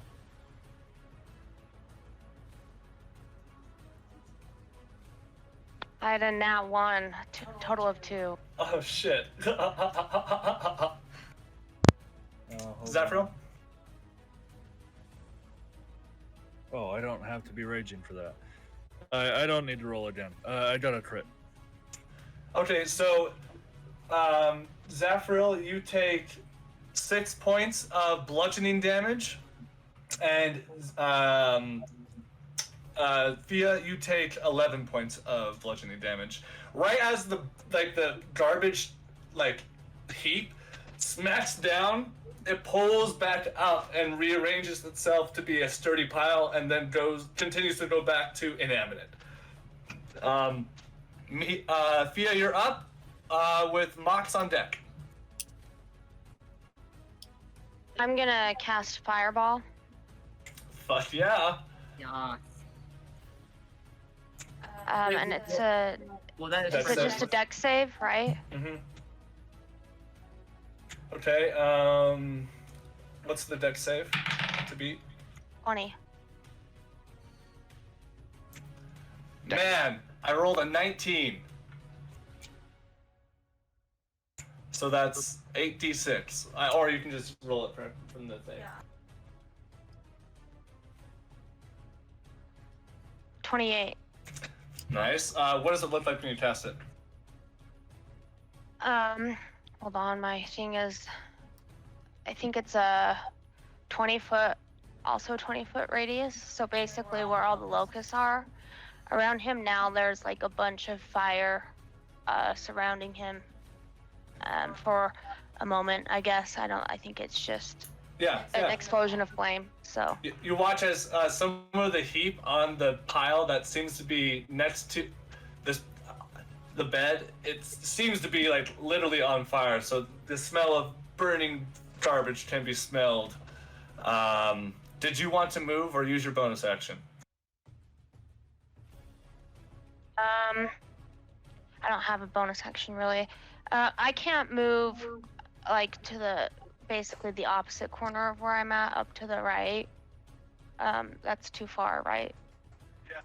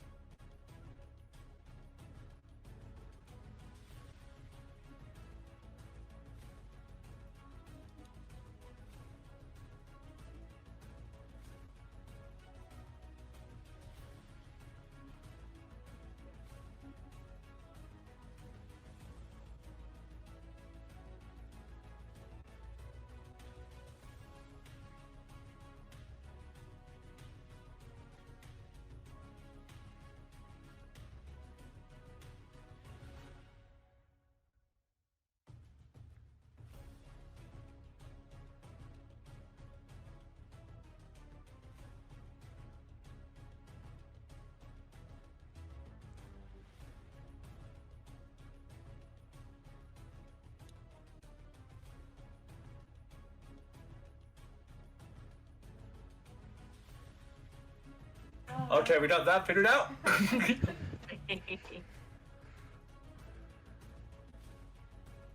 Okay, so where are you moving?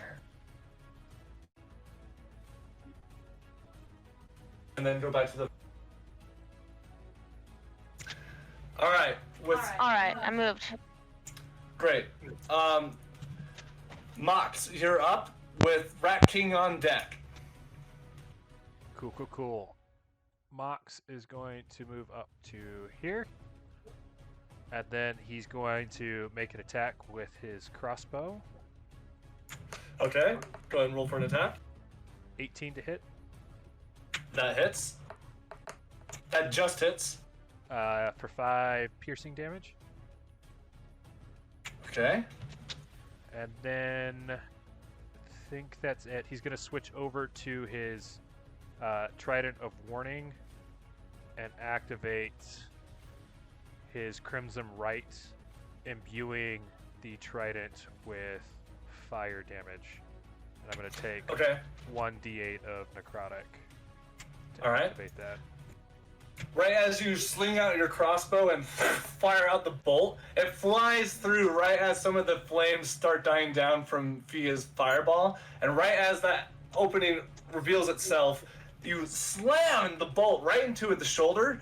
But as opposed to him like taking the bolt like any other means, you see like 5 or 6 rats instead get blown out the back of his shoulder, and his shoulder starts to reform again.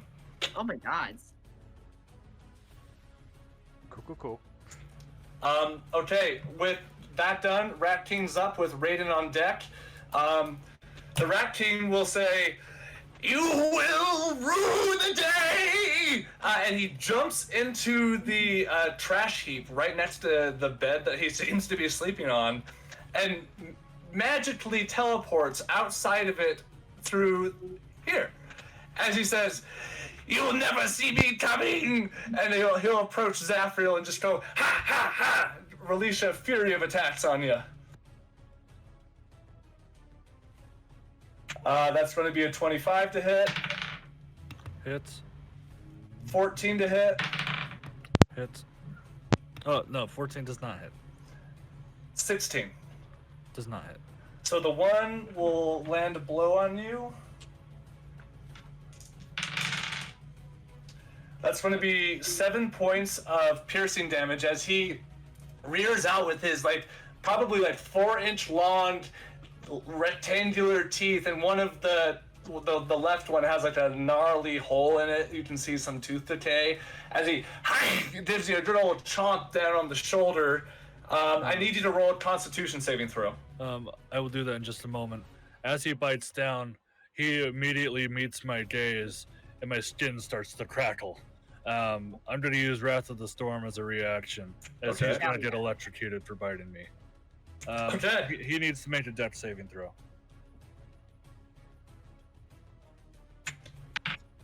That's going to be a 23. He passes, so he's taking half damage of 2d8. Okay.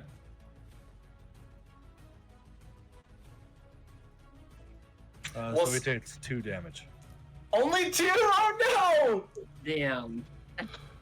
Okay, so right as he yes, make a con save. Right as you electrocute him, he goes with his teeth still in your flesh. He repels and he tries to swipe at you 2 more times, but because of this sudden unexpected shock, his 2 next attacks miss. That's a 14. Is this a magical effect? Well, yes, we'll consider it a magical effect. Okay, well then I have advantage because of Holy Avenger. Okay. Okay, that's an 11 instead. So you pass the DC, but you do take 2 points of stink damage. I have to take my dog out real quick. I'll be right back. Okay. Q. Who do we leave off at? We just finished. I just got done attacking Zaphreal, right? Yeah, I just got stinky. Okay, right as he gets done, he looks at the rest of you. You know what?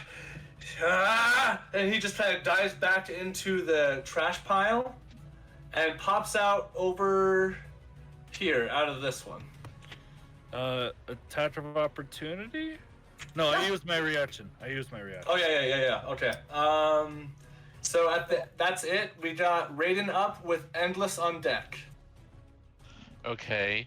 Raiden's going to have Poddington cast Enlarge on Zaphreal.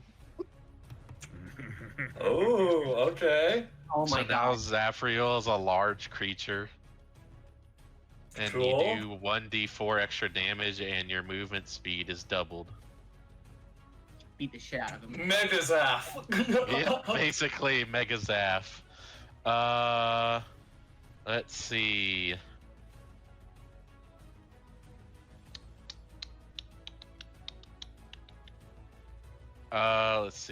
Let's see.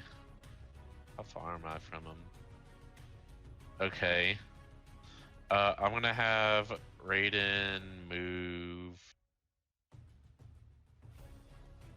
30 feet, so that was about there. And then,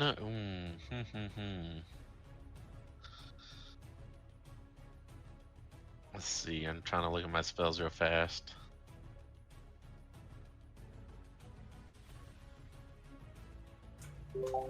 So did you use your action to cast Enlarge through Poddington? No, Poddington just goes on my same turn. Oh, okay. He's like his own, he's like a familiar or whatever. But what I'm asking is, did you cast the spell through Poddington? Oh That's what I'm no, asking. Poddington does it. He has a Oh, spell okay. scoring item.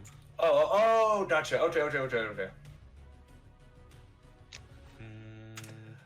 Raiden, what's it gonna be? Okay, I'm just going to do a Thorn Whip against him, pulling him closer. Okay. What kind of save is that? It's not. It's just a hit. Oh, okay. Go ahead and what's the range on it? 30 feet. I think He's it should just be- out of range. Damn. Okay. Then I will do something more different then. Actually, no. I'll do a dash Okay. just so I can get in range, even if he gets out of there. Sure. Okay, so I'll be right here then. Cool.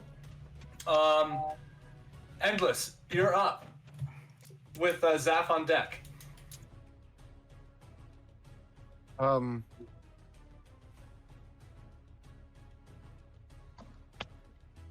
I attack one of the trash piles? I can see your logic in that, but Specifically, Okay. can I use a flame arrow to attempt to set it on fire? you certainly can. I will definitely allow that. I'll have you roll for an attack just to see if you can get it shot into a good position. Oh, please. 25. Oh yeah, I mean it's a pile of garbage. So as you flame up this arrow and shoot it into there, it might take until a round or two, but you can definitely smell some burning garbage and embers starting to form in the middle of the pile. And right as you do that, you see the Rat King, who looks like he's like trying to attempt to maybe throw a sucker punch to Raiden, who just ran up onto him, looks past Raiden and goes, "No! My treasure!" Anything else? You still technically have another attack. Yes. I wanna turn and attack. God damn it! Attack this pile over here and do the same thing. Okay, go for it. Please hit good. 17? Oh yeah, it's like I said, a pile of trash, pretty hard to miss. So are you lining up the two that are closer to you guys? Yeah, so this Okay. one over here and this one over here. Okay, hold please.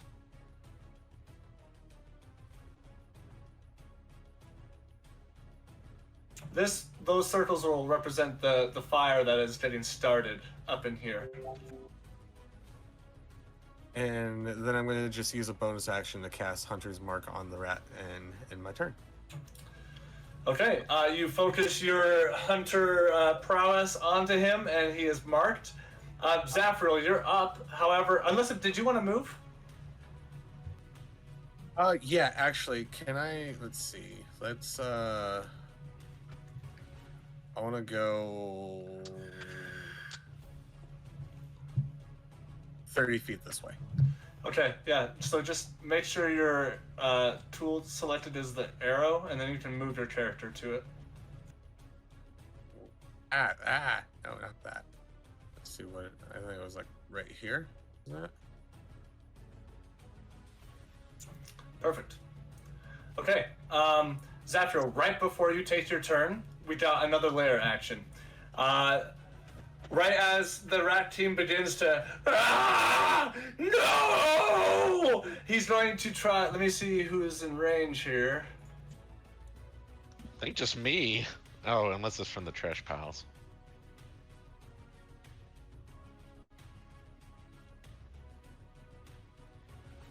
Everyone needs to roll a dexterity saving throw. Oh, damn it. Well, actually, no, because it has to choose. And everyone except for Endless. Woohoo! Is it including me near the rat, or is it? Actually, I take that back one more time. We got Zaphreal, Mhox. Who's blue circle and red circle? I am blue circle. Who's larger red circle? Me. Okay, so Zaphreal, Fia, Raiden need to make dex saves. I got excited. Sorry, everybody. I got 19. Wait, I'm confused because I also have a red circle. Which Yeah, I'm one's I don't confused even at know who's the myself. hell's who. Okay. I'll change my circle so I'm not red anymore. I don't see circles on anybody except for me with a skull and Inglis. Brother, use the pointer tool to select who you're wanting to make saves. I already called it out. Zaphreal and Raiden. Okay, 19. Okay. Dex saves, right? Yes. Okay. Also I'm gonna 19. Nice. Use a charge of lucky to reroll. Nice. 17. Okay, so all of you pass. That's a total of 14 damage. So all of you take 7 points of damage as the heap whomps you on the top of the head and reforms back inanimate. Now Raiden, it's make sure to roll for concentration. oh yes. I'm resistant to fire, so does that mean I would only take like 4? Oh, it's not fire damage. It's like you're being crushed by the garbage heap. It kind of turns into a little tentacle and smashes you. Oh, okay. Concentration check on nobody. When the thing hits me, can I use my repulsion shield to throw it into the rat? Hold a second. Is enlarge concentration? It is, but did it hit Poddington? Is Poddington on you? Yeah, basically on my shoulder. Then yeah, I would just roll a concentration check real quick. Okay. You have to beat a 10.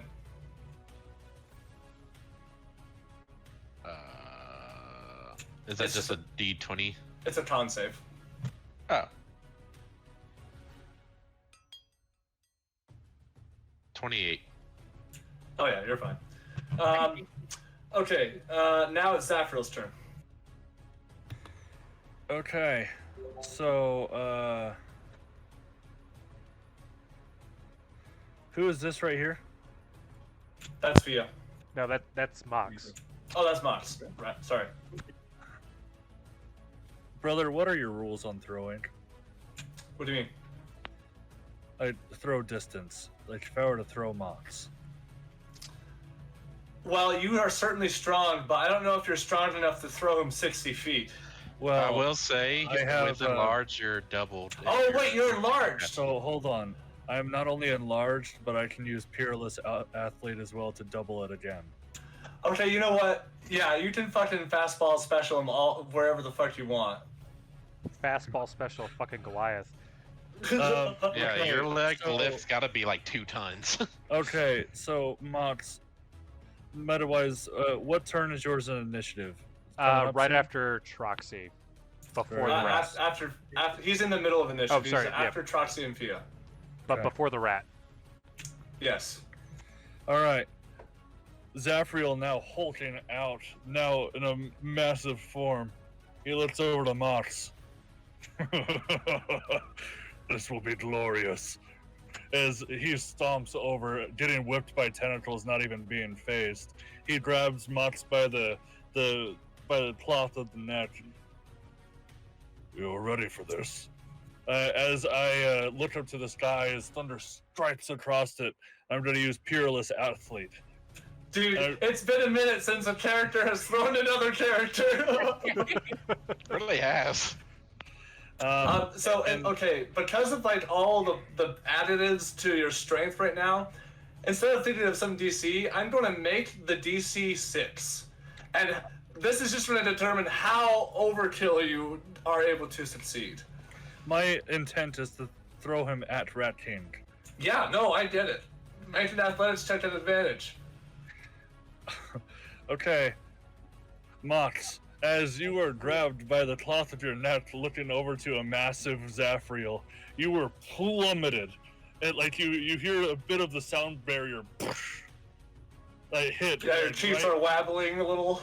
That is a 26 with my strength quadrupled. So Sure. That is a strength of 80 being tossed. Yeah, you put a little finesse with it, and because of the amount of like force behind the throw, Mhox is able to do a tasteful sort of spiral as he flies through the air with his trident of warding in hand. And as I end my turn, I'm going to walk over and look at this tentacle directly at its tentacle fucking face. Sure. Right now, it's an inanimate pile of trash. Yeah, uh-huh. Okay. On fire. On DM, fire. on the back end of this throw, where am I landing? We'll say that you'll be in the spot, in the 6 o'clock spot by the Rat King. If that makes sense. Yes, yes.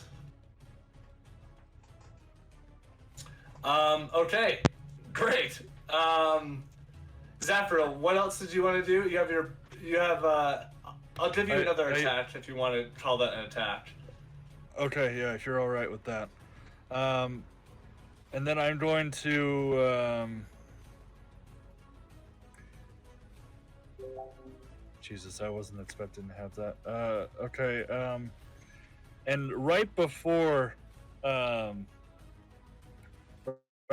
Mox is able to get to his target, he sees this white ray of light surpass him in speed and hit the Rat King.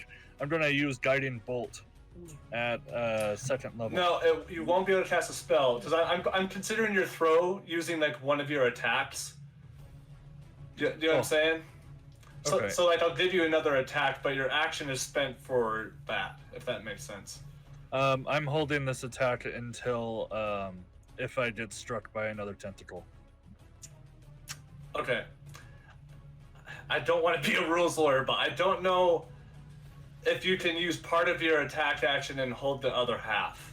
Okay, well then I'm gonna strike that trash with the Holy Avenger. Fuck yeah. Sorry. Which in the spell description is also increased by enlarge and Oh reduce. yeah, everything is. So it's just massive.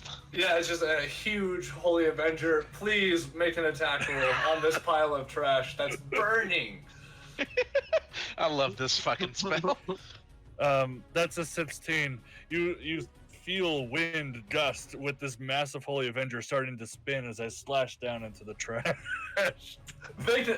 Roll some damage, please. Okay.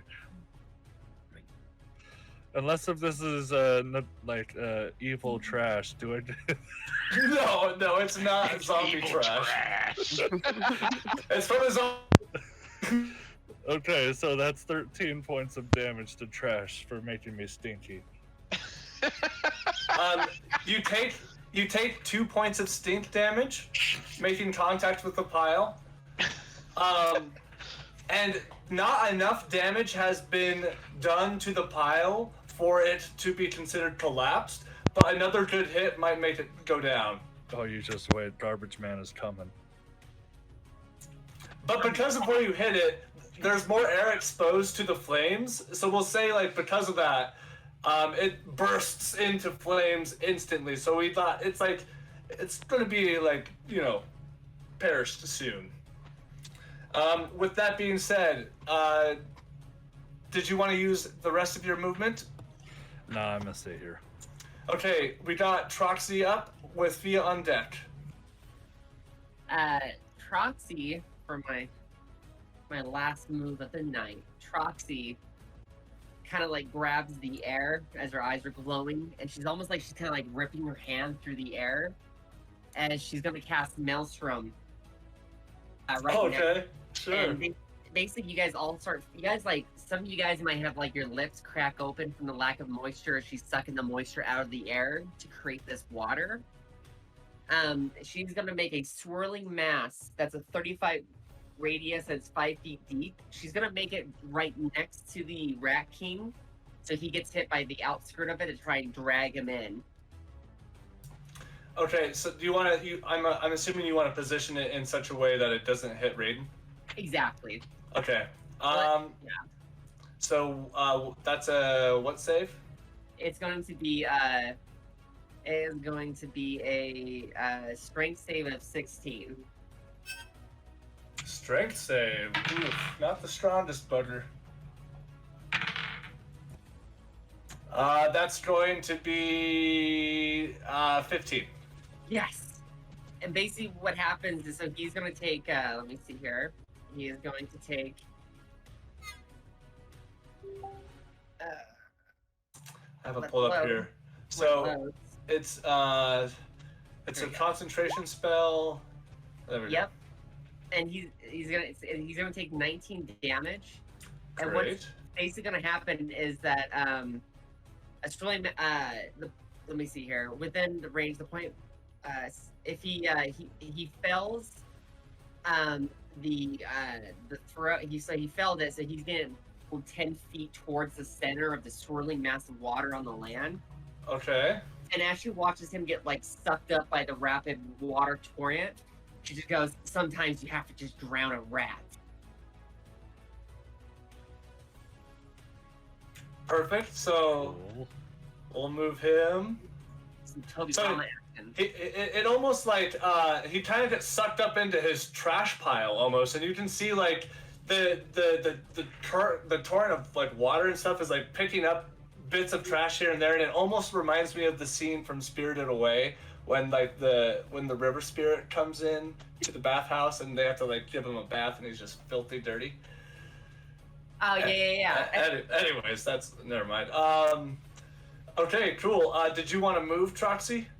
Nope, she'll stay there. And quick question: how big is this rat? Like how tall is he? He probably stands about 5-ish feet tall. He'd probably be a little taller if he wasn't hunched over. Okay, perfect. So so like the water itself is like 5 feet deep, and he's swirling in it. So I don't know if he would like have a chance of drowning or not, but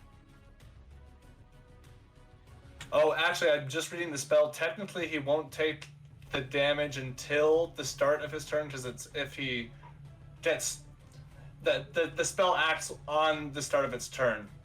So that will happen, but eventually later in the initiative. okay. Well, I have to hop off now, so Troxy will leave him in a maelstrom torque to help. Sure. Okay. But I love and appreciate you guys, and I hope you guys have a great night. See Yeah. ya. Thanks for playing. Bye. See ya. Good night. Okay, right before Fia's turn, we got another layer action. And that's going to be... Let's see here. We're going to try hitting Raiden. We're going to try hitting Endless. And we're going to try hitting Zaph.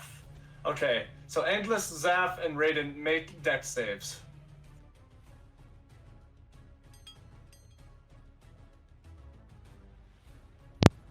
Gonna use What the Lucky fuck? again. That would be a 14 for me. 21. Okay. Gonna use Lucky one more time. Wow. Finally, 23. Okay, so Zaph and Raiden take 4 points of bludgeoning damage, plus 2 points of stink damage, and Endless will take 8 points of bludgeoning damage, plus 2 points of stink damage.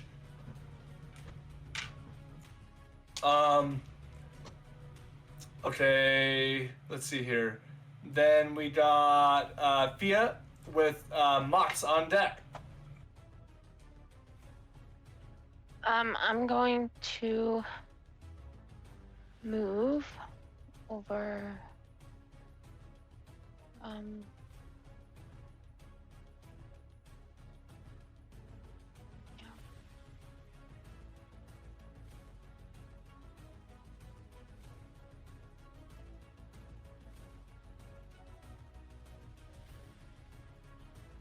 gonna use Scorching Ray. Nice. And 2 are gonna go towards the Rat King, and the other one's gonna go towards that pile of trash that only needs about 1 more hit. Oh, okay, cool. Go ahead and roll your spell attacks. 20. Okay. And do I roll that for every ray? Yes, uh-huh.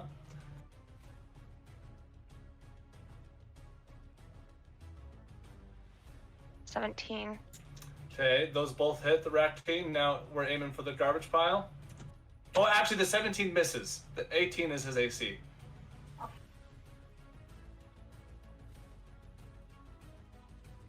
Okay, so we can move him around if you want. Yeah, we'll have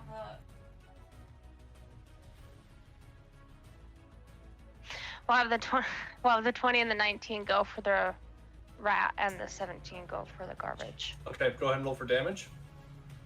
Oh, and just to specify, the one is gonna go around the two right there, Raiden and Nox, so that they don't get hurt by the scorching ray. Cool. Okay.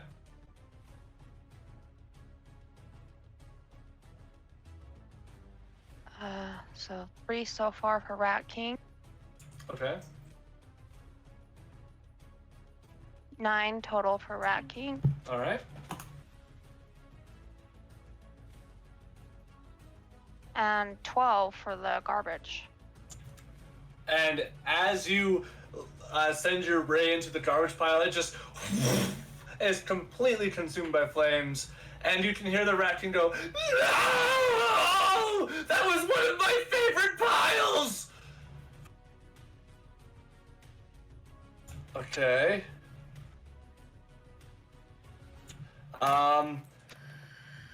Okay, so that's now Mhox is up with the Rat King on deck.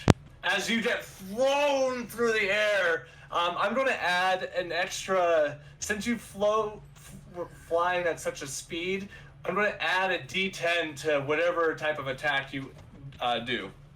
Okay. So I'm gonna use the attack action to start with my Trident of Warning, which I get 2 per action. The first one is a 14. So that one's gonna miss, right? That will miss, yes. And then a nat 1. Perfect. Oh my god! Okay, so this is what happens.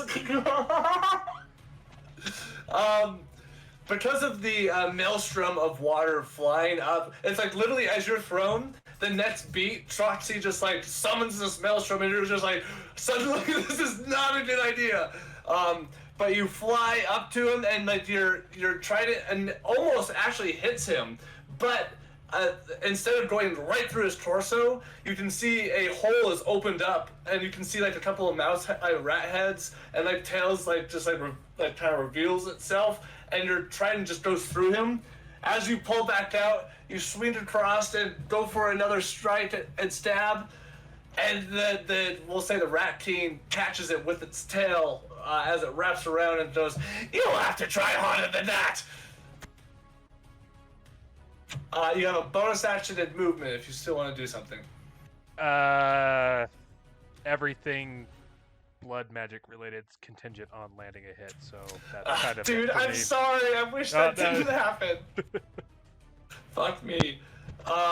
Okay then. Rat King is up on deck.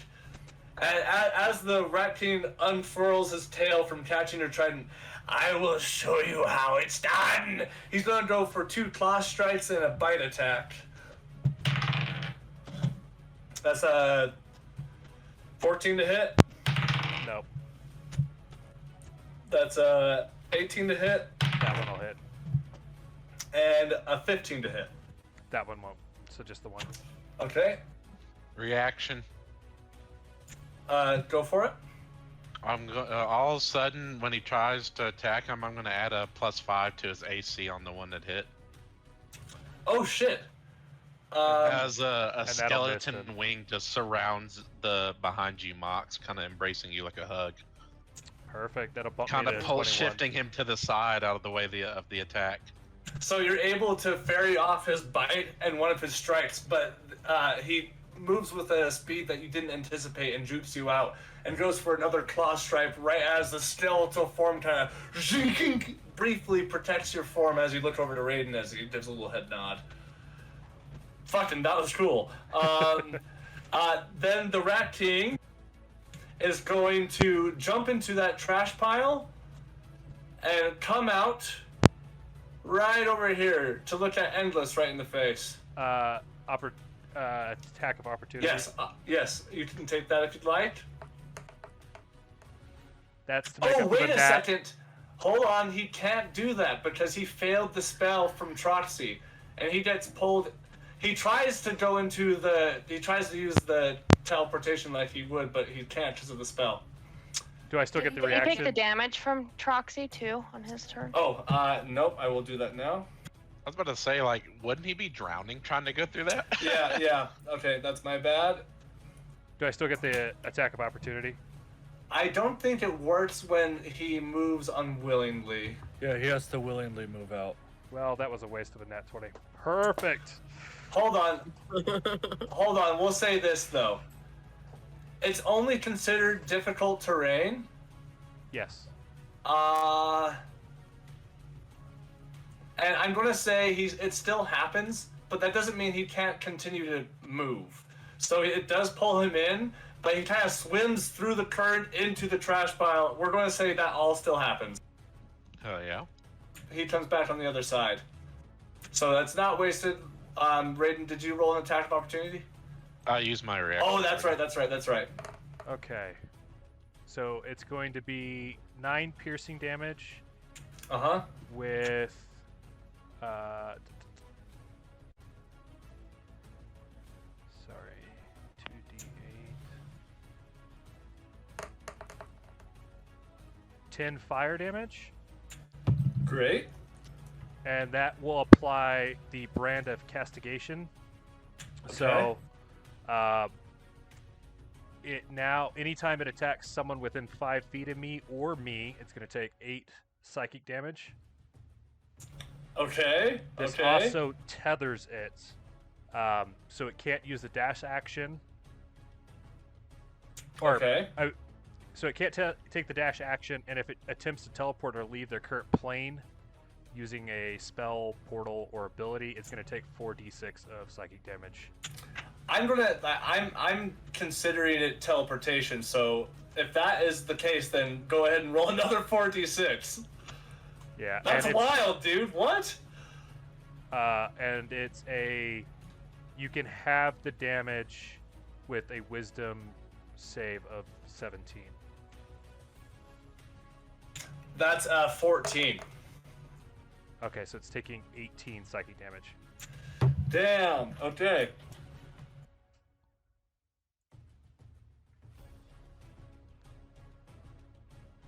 Okay.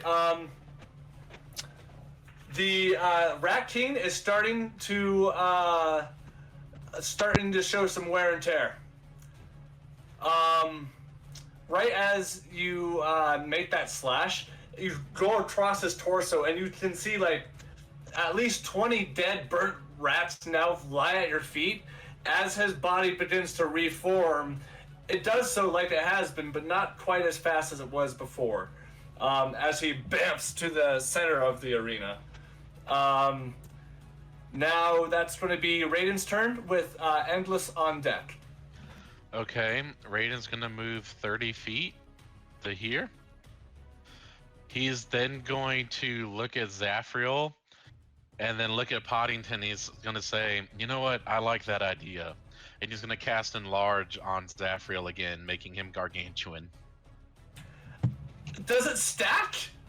It should.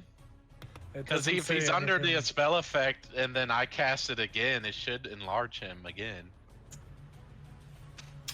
That's up to DM interpretation because it does not I'm reading the specifically rules. state. Hold on, I'm going to do a quick Google search. I don't know. You can cause a creature or object you can see within range to grow larger or smaller for the duration. Choose whether a creature or object, blah, blah, blah. Everything grows with it. He now takes up 16 squares. It doesn't say anything about it not being stackable. Hold on.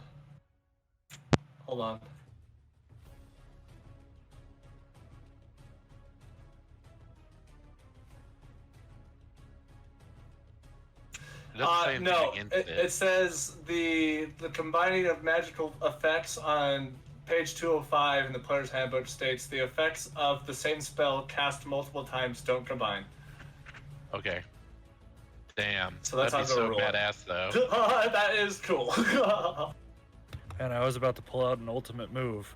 Dude, that's what I'm trying to do. I'm sorry. So I'm gonna cast Thorn Whip as a like a metal chain whip of spikes wraps around the rat, or at least that's the attempt. I love it. Go for it. 23. To hit. 23. To hit. Yeah, that hits. Okay. He's gonna take 3d6 piercing damage, and he's gonna get pulled 10 feet towards me, which should be right next to me here, where the arrow is. Yeah, right there. Okay. Let's see. Do I have any bonus actions? Did you roll any damage? Yeah, 5 damage. Okay.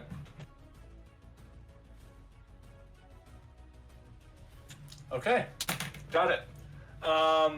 Is that it? Yeah. Okay, we got Endless up with Zaph on deck. Okay. First, Anglus is just gonna attack normally with his longbow. Okay. Damn it. That'd be a 9 on the first one. That's a miss. Okay. Second bolt thrown is a 20, dirty 20. That hits. Okay, so that is 4 damage from the... Get off my screen. 4 damage from the bow, and then... So a total of 8 damage with Hunter's Mark. Okay. And then as my bonus action, you see Anglus kind of like rub his fingers across the bow. I was waiting for it. It starts to erupt with lightning as I'm casting Lightning Arrow. Oh, that's not what I thought you were going to do. That's cool. All right. What does that mean? So my next turn around, any bolt that I shoot from it has that's a concentration spell up to 1 minute. Any bolt that I shoot from the bow is going to deal 4d8 lightning damage, and then each creature within 10 feet of that needs to make a dexterity saving throw and take 2d8 lightning damage, or half as much on a pass. Okay. So we'll say you, in order of events, you did that first and then rolled your attack. So go ahead and roll. What was the save again? Dex. Okay. And then Raiden, you need to make a dex save as well. Oh my god, I rolled a 4 and then a 5. So that's a total of 11. 19. Okay. So This is the first time you've casted this spell, dude. he takes 22 lightning damage. Damn. And Raiden, you would take half that. I'm gonna use my reaction to absorb elements. Okay, I think that only absorbs a d8. Did you want me? So if you're gonna have me use that bonus action beforehand, do you want me to roll the lightning damage that it would have taken from those bolts instead? Well, I thought Or only just one. roll regular damage. Well, I thought only one hit, or did two hit? Yeah, only one did hit. That you're right. Okay, yeah. So then yeah, we wouldn't. I'm gonna use a 4th level spell slot to absorb 46 lightning. Okay, go ahead and roll 46. Oh no, I for my next attack. Okay, gotcha. So, do you negate all the damage you would have taken from Endless's spell? I don't understand. So literally, I wish they would describe that, because it says you capture incoming energy, lessening its effects, but it doesn't say what it lessens by.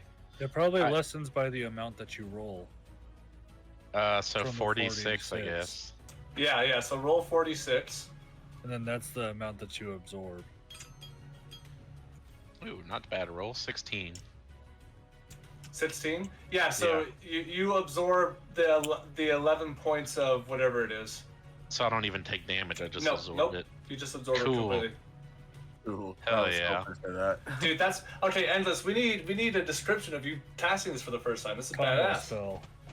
So you see him rub his fingers from like the bottom of the bow all the way to the tip as you see blue sparks of lightning come from the bow, and he draws his arrow as he lets the arrow go, it's the bolt turns from an arrow to just a stream of lightning as it strikes the rat. Fuck yeah, dude. That's so badass. It reminds me of what's his name from Bleach, Quincy or whatever. Right. Okay. Or are you? Okay, so it's now Zaph's turn, but there's a lair action, and we're gonna take some smashing. I like the little creative interpretation of the maelstrom over here. Thanks. Oh, I assumed it was Tucker. That's funny. No, I'm just doing it while I'm waiting. Okay, so I need Mhox, Raiden, Endless, and Zaph to make dexterity saving throws. Well, there goes. Fucking hell, that'd be a 13 for me. Okay. 26 for Mox. That's an 8. And that's a 12 at advantage. Okay, so everyone except for Mox will take 13 points of bludgeoning damage and 2 points of stink damage. While Mox, well, actually that's halved for you, Zaph, because you're raging. I'm not raging. Oh, okay, damn. Okay, so then that will be 7 points for, or no, 6 points for Mox and 2 points of stink. Now it's Zaph's turn.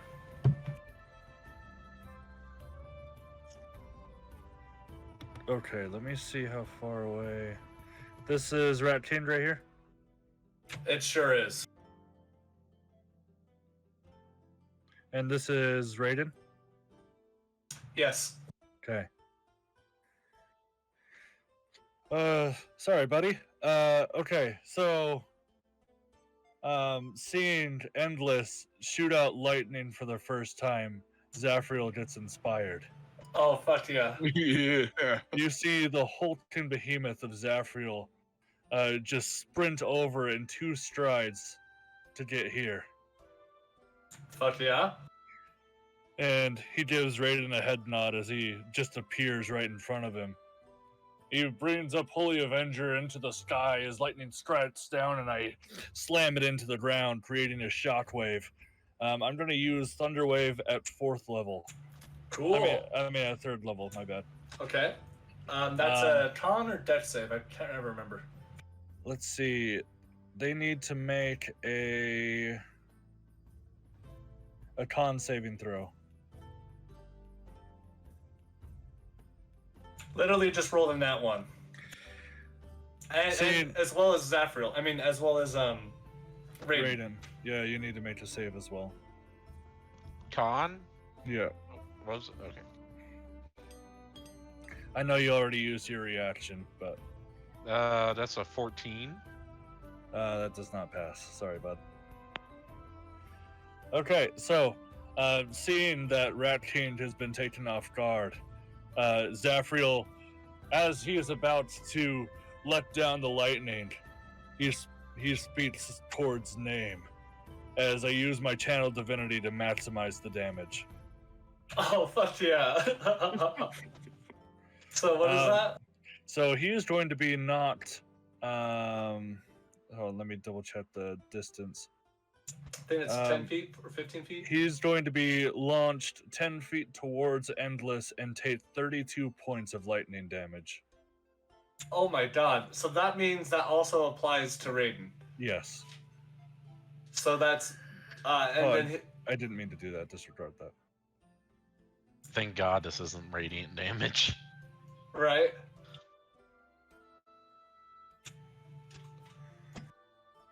Okay, so you get pushed back to Raiden. Yeah, 10 feet. Okay. Okay. And then I'm going to use my bonus action to go into a rage. Finally. My Peerless Athlete took my bonus action. No, it's okay. Okay, so Troxy's up on deck. Ashley looks over. God, this thing moves around so much. Let's see here. She's going to... Oh boy, let's see here. How's everyone looking health-wise? I'm about at half, but I am now raging, so I'm basically full. I actually, for the first time in a long time, am finally below 100 health, and it's actually due to my own teammates.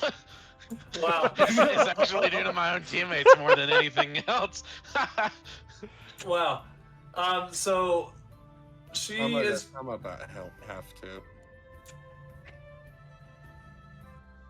Okay, I'm just reading here. She's going to cast Healing Word at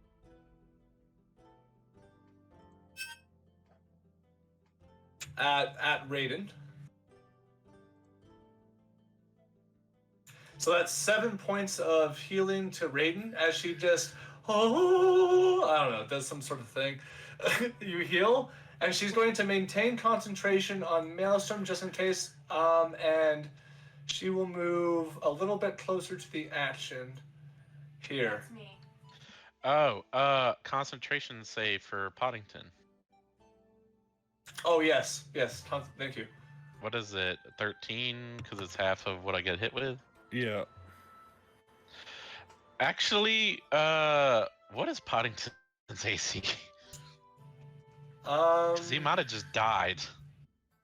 No. I don't know. His hit points are 19. Yikes. Sorry. So he needs to make a save as well, then a con save. Okay, he just shares my saves. Okay, he rolled a 25. He did a lot Paddington's better. good. He's good. Poddington's teeny, so he kind of runs and hides under the armor. Still takes like more than half of his health and damage, though.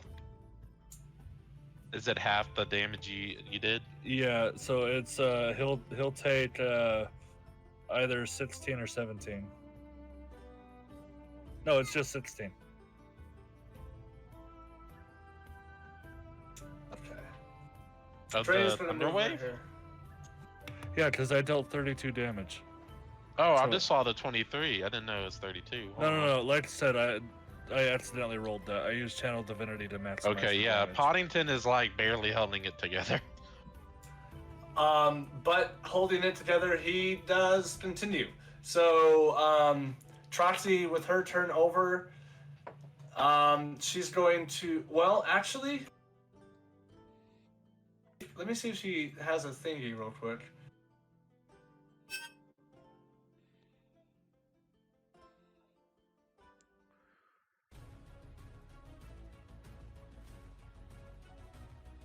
Nothing. Never mind. That's it. It's a layer action. So now we're going to have Raiden, Endless, and Mox, and that one. That's it. Roll dex saves. Goodness, come on.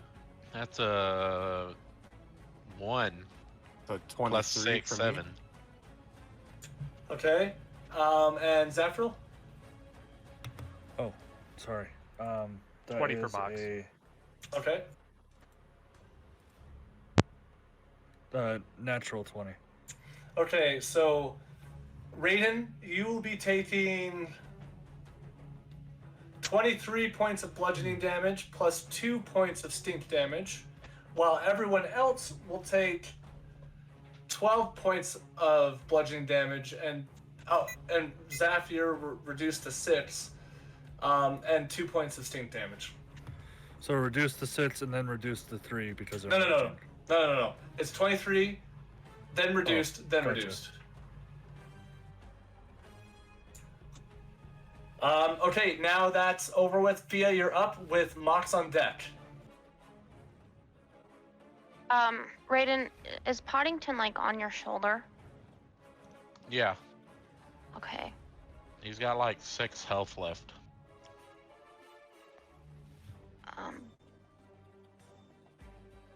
You're purple, right? Yeah.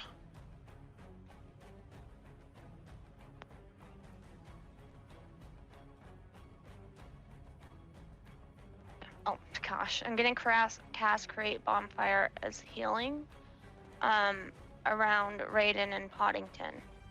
And I'm I gonna love spend that. 2 sorcery points to do it as a bonus action. Okay, cool.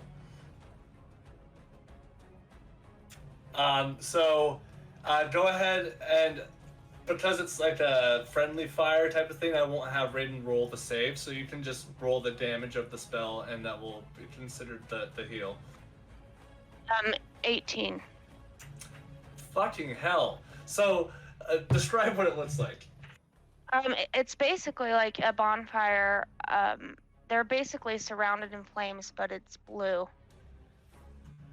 And Hell as yeah. the blue slits up your armor, and Poddington, one of the cracks that formed in his jar-like body is now fixed and put back together, and you are healed back up. Are you in the triple digits again? Just 2 points off triple digits, but Poddington's full of health. He is fully Great. restored. Okay, so you still have an action. Yeah, rat guy. Alright, so that one trash is still on fire over there, right? Yeah, this round, it's going to be burning down. Okay, so I should just let it do that. Probably. Okay, so I'm going to try to hit. I'm gonna do that one spell again. Scorching Ray? Scorching Ray, yeah. And then have again 2 go at Rat King, and then 1 is gonna go towards the trash pile by his bed. Okay. Like kind of trying to hit the trash that's near his bed, hoping I catch his bed on fire too. Okay, great. So go ahead and roll for attacks. 18. That hits. It's just super laggy.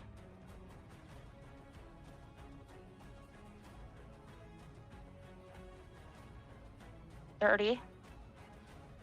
Yeah, that hits.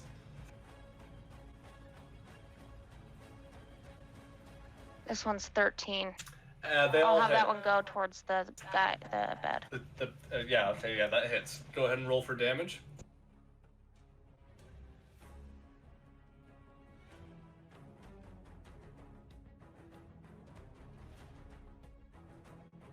Total damage for Rat King is 15. Oof. And the trash in his bed is 10. Okay, we got a fire started over here on the new on the trash pile in the center.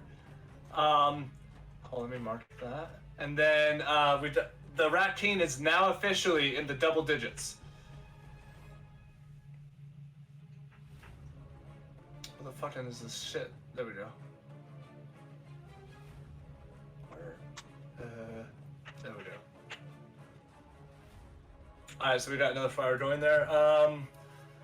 Okay, Mhox, you're up with Raiden on deck. All right. I mean, Rat King on deck. Mhox is going to move to here. And then Okay. he's going to use his bonus action, Blood Curse of Bloated Agony. Okay. So, creature within 30 feet. I'm going to amplify this curse, by the way, so I'm going to take a d8 of necrotic. Real quick. Okay. So I'll take 5 necrotic. With the amplification, this is going to last for 1 minute. The Rat King can make a con save with a DC of 17 at the end of each of its turns to end it. During the duration, it's going to have disadvantage on strength and dex checks, and it's going to take 1d8 necrotic if it makes more than 1 attack on its turn. Oh shit. Okay, that's perfect. And Is that he's out an of- action? that was my bonus action, but it's out of range of my You trident. can throw it. Can you not throw it? If I throw it, it deactivates my rights. Oh. Why not? It doesn't. Let's see how that works. Oh, you want me to throw? Yeah, I'll have it work. Why the fuck not? If it's a problem in the future, we'll change it. Okay. So we'll yeet this over 16 to hit. I think that's under the. AC. Man, so like it goes for the leg, but he shifts over and we'll say it just plunges itself into the dirt right next to the Rat King. Dude, you've just been so unlucky with the hits, man. I mean, I got it off that one opportunity attack of opportunity. So Yes, I'll call it yes, good. yeah. Okay, now, well, that's the Rat King's turn then, with Raiden on deck. He turns around and he sees all these people coming at him. Oh, I just wanted to live in peace. And he, like, his crown is now busted, and he's having to, like, try to keep it together on top of his head, so it wouldn't fall off. Heavy is the head. And he goes in, and he's going to make. Oh shit, that's not. He's going to make. You know what? An attack on Raiden, an attack on Mhox, and an attack on Zaphreal. Zaphreal, that's a 19. Mhox, that is a 15. And then hit. Raiden, that's a 19, which I know doesn't hit. So did that all miss? It one hit me. Oh, okay. While you're rolling for damage, it's going to take. Shit, where's my 24 psychic damage? Holy shit. Yeah, that's the castigation since they're within 5. Sorry, only 16 because Raiden's not within 5 feet of me. Gotcha.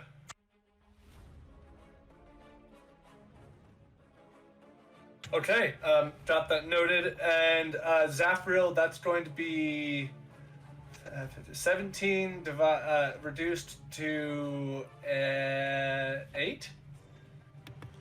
I'm going to use my reaction. Okay, you also take 2 points of stink damage. Okay. As he strikes me again, my body becomes out of a conduit, and he immediately gets shocked when striking me. Oh shit. Okay, how much? He needs to make a DC 16 dex save. That's a 17. Okay, he's going to take half.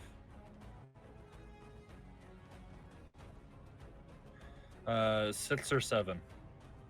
We'll call it 7. Okay, 7 points of lightning damage. Was that considered more than one attack or one attack that swept at all of us? No, each attack was individual. Okay, so it's also going to take a D8 of necrotic. Okay. So 4 necrotic. Chipping away, chipping away. Okay. I'll just be up front now because we're getting into the home run here. We're at 70 hit points, y'all. Did you want to make a con save to see if it breaks out of the bloated agony? Oh yes, thank you. Oh my god, that's a fucking natural 1! I've rolled 2 so far in this fight. Okay. So, active for up to 3 more turns, I think, right? 1 minute? No, a minute in combat is like 10 rounds. Oh, shit.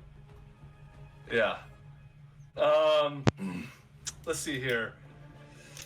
Okay, where are we at then? That's the rat. Oh, he's going to use his turn to. Fuck, you guys, they're getting rid of all his garbage. He's looking a little scared. And he's going to hop into his heap that's burning. And so if you want to roll like a d6 worth of fire damage, he'll get a little burnt up hopping in there. But starting to fear for his life, he'll pop out over here to this side of the pool. Guys, how about we make a deal? You leave, and I live! Did you say that's a teleport when he does that? Yes. Okay. So, Fire damage 5. Okay. so he took 16 psychic damage making that action. Jesus Christ! That's so fucking insane that it literally is like anti-teleport. That's crazy. It's literally like it fits, right? The blood hunter, like Yeah. whatever prey he's marked isn't getting away. Okay, right as that damage is taken, he pops out the other side. I feel a little funny. He has reached below 50 HP. Welcome to the final phase. You watch as the remaining bits of garbage all kind of reduce down into like onto the ground and start funneling towards him as if he's sucking in all the trash. And much like Oogie Boogie and the insects inside of him, the trash just kind of becomes part of him himself, and he grows to be to the size of large, and looks like he can pack a punch now. He's about the same height as Zaphreal. It's now Raiden's turn with Endless on deck. Okay.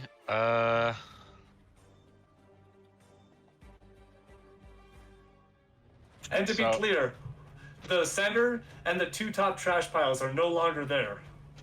There is one remaining, but it's on fire on the other side of the map. So Are these the- aren't here, these two? Yes, they're gone. Oh, okay. Is the little brick things around the bed, is that considered like a wall that we would have to Yes. go around? Yeah, it's about 4 feet high. You could definitely jump over it. Are these two gone as well? The ones that were on fire first? The one over in the corner is still burning. Okay. And then that one's burning and that one's waterlogged. Yes. Okay.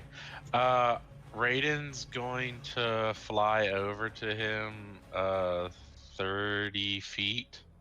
So there. And let's see. Let me clarify something. Endless, you're on deck. Mm-hmm.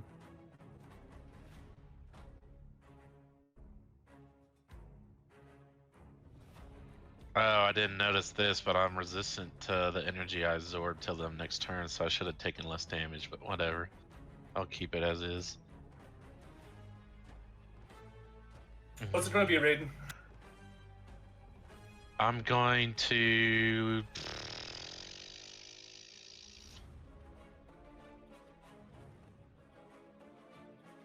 I'm gonna use Thorn Whip on him again. Okay, go for it. Also, is Thorn Whip considered, because it's underneath my actions of attack of 2 per turn with my Thunder Gauntlet, so can I do 2 of those a turn? No, it's considered, it's still a spell, though. Yeah, it's a cantrip. I just, for some reason, it put it there. I don't know why. Yeah, because it technically is an action that you can take. That's probably why. Oh, okay. Okay, 23 to hit. That hits.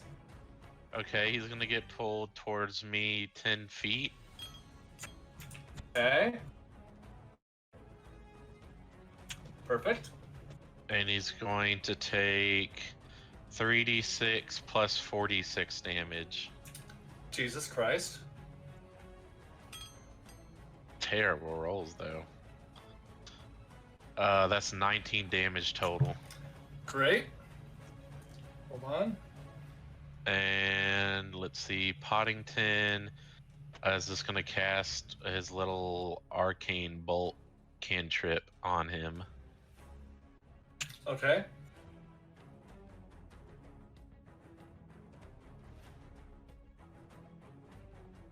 Okay, that's a +4 to hit, so let's see if it even hits.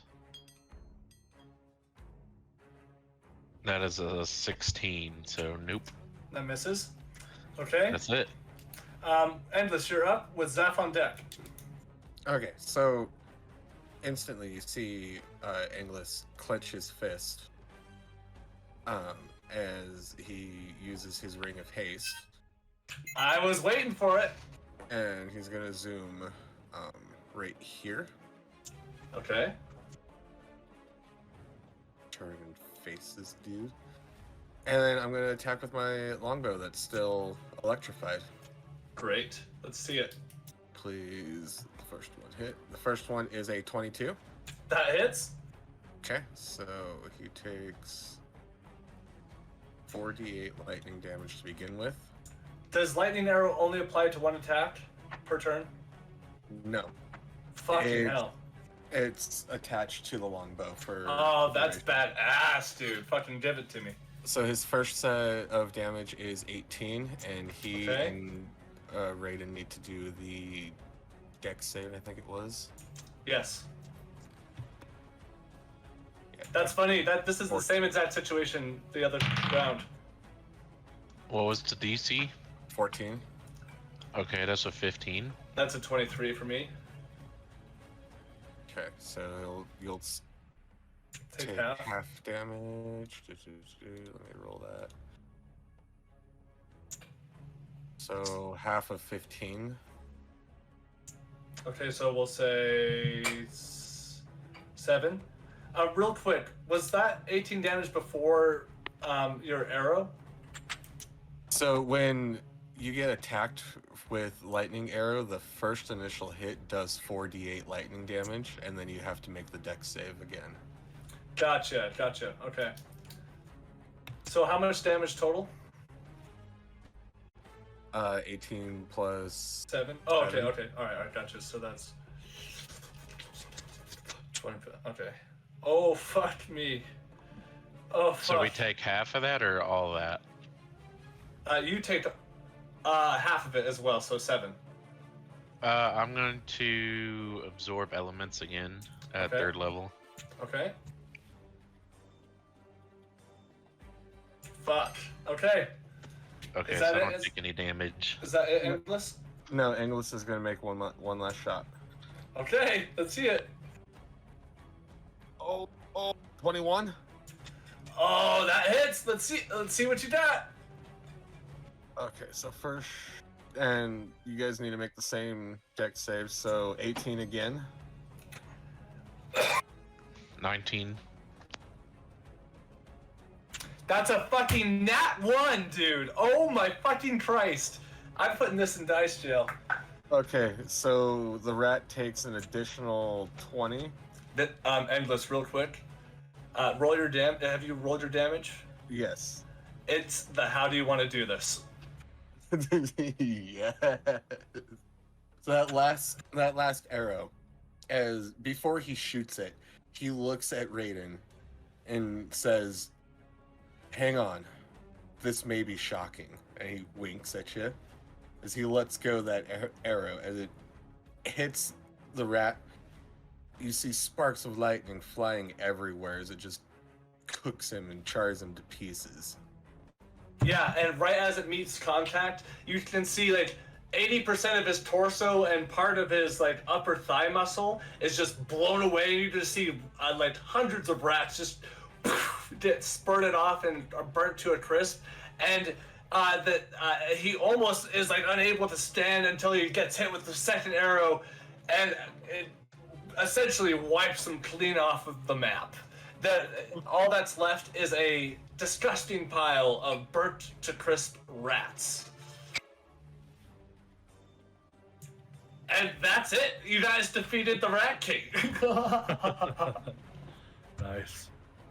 We're going to end it though right there immediately, because it's a little later. Right. Yeah. We'll pick up sorry. next time, getting back into like Windshire after all that shit.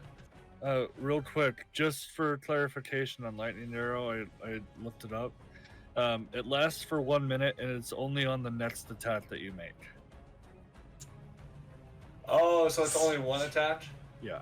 Oh. Oh, okay. That's okay. It doesn't fucking matter. It was still Yeah, cool. I didn't want to do it in the middle of combat, but for future reference, it's only for the next attack. Just fucking hurt me then, why don't you? I had a feeling, but I wasn't sure.